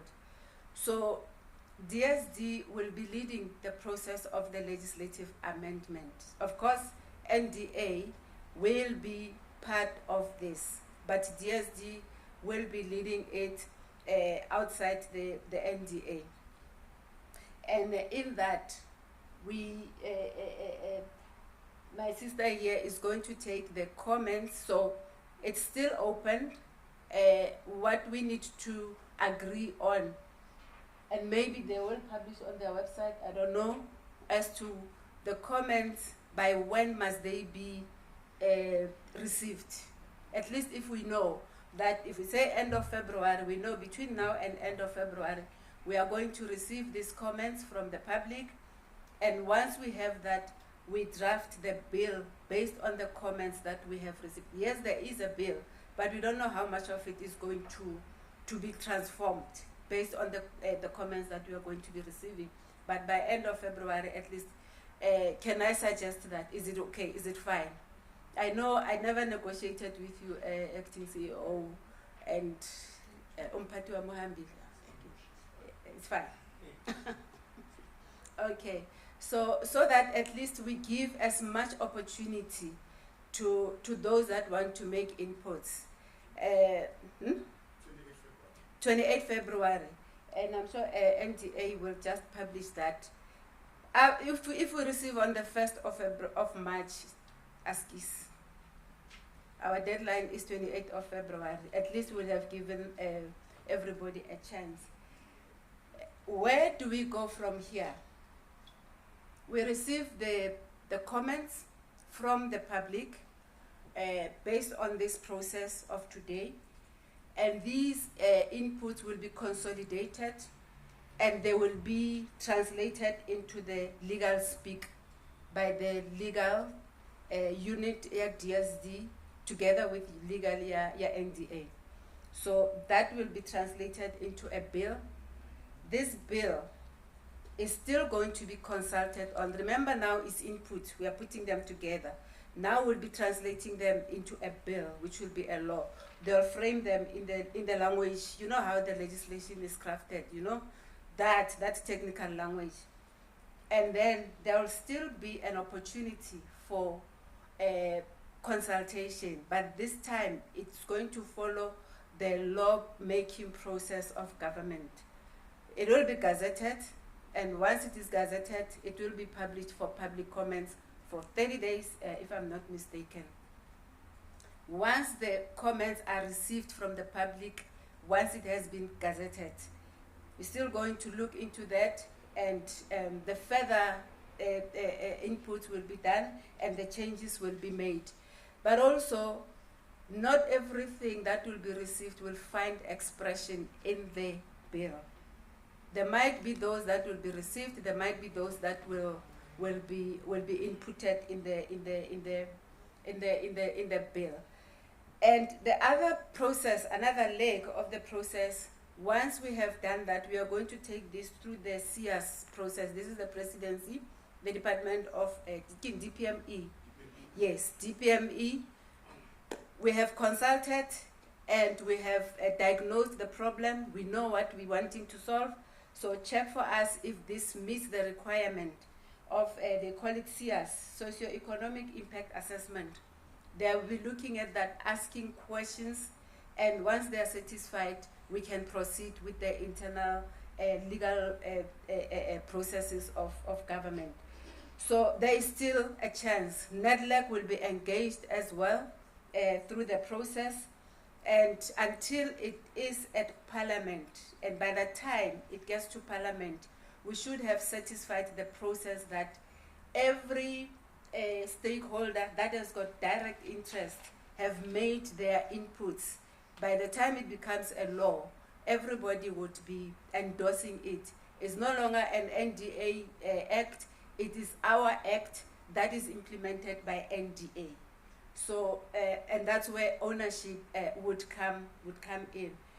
So with that said, colleagues, I think, should I say we have come to the end of the, yeah?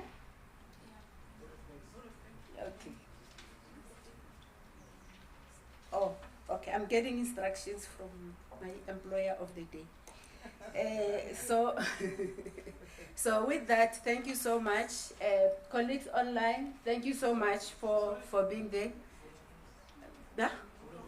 Yeah. Mina, when I leave here, I'm not coming back again.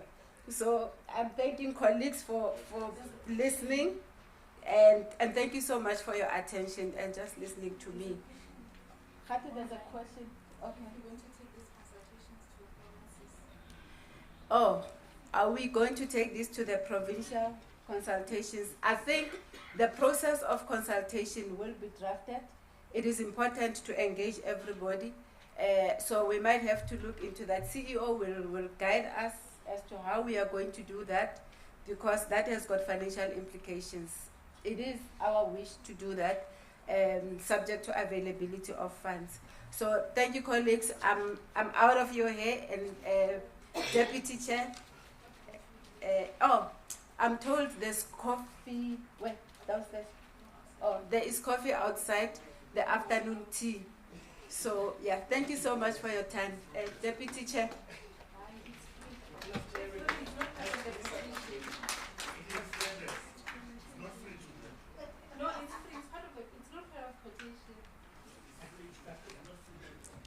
Thank you, Mpo.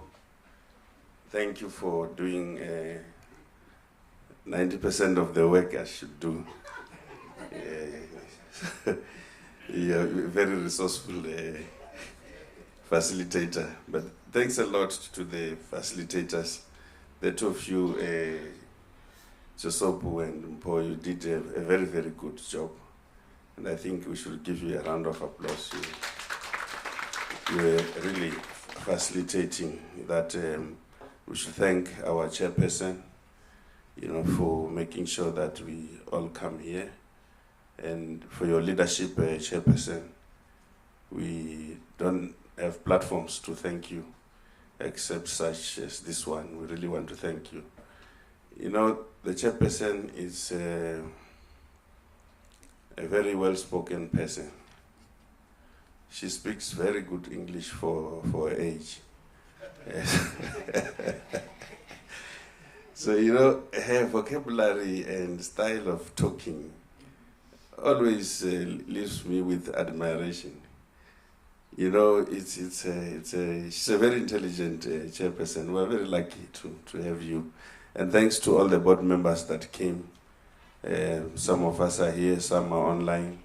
Thank you to the leadership of the department, the DG in absentia, and Paul again, and all of you colleagues and the colleagues from the civil society, the NPOs, the CEOs that are here. I think there's Balower, there's those coming from Nedlek, Uchifuta, and your president, Joseph. Where's your president? He left. Tell him that we say thank you, because I can see you've made sure that Nedlek dominates this this forum, and now Mpo is the same sentiments. Nedlek will be consulted. So okay, thank you for that. DGRV, Dr. Ntuli, thank you, sir, for your contribution and very fresh remarks. If I've missed anybody else, the CEO and your team, you have done a good job. Well, we can talk about the 6 months period. We don't have problems with that.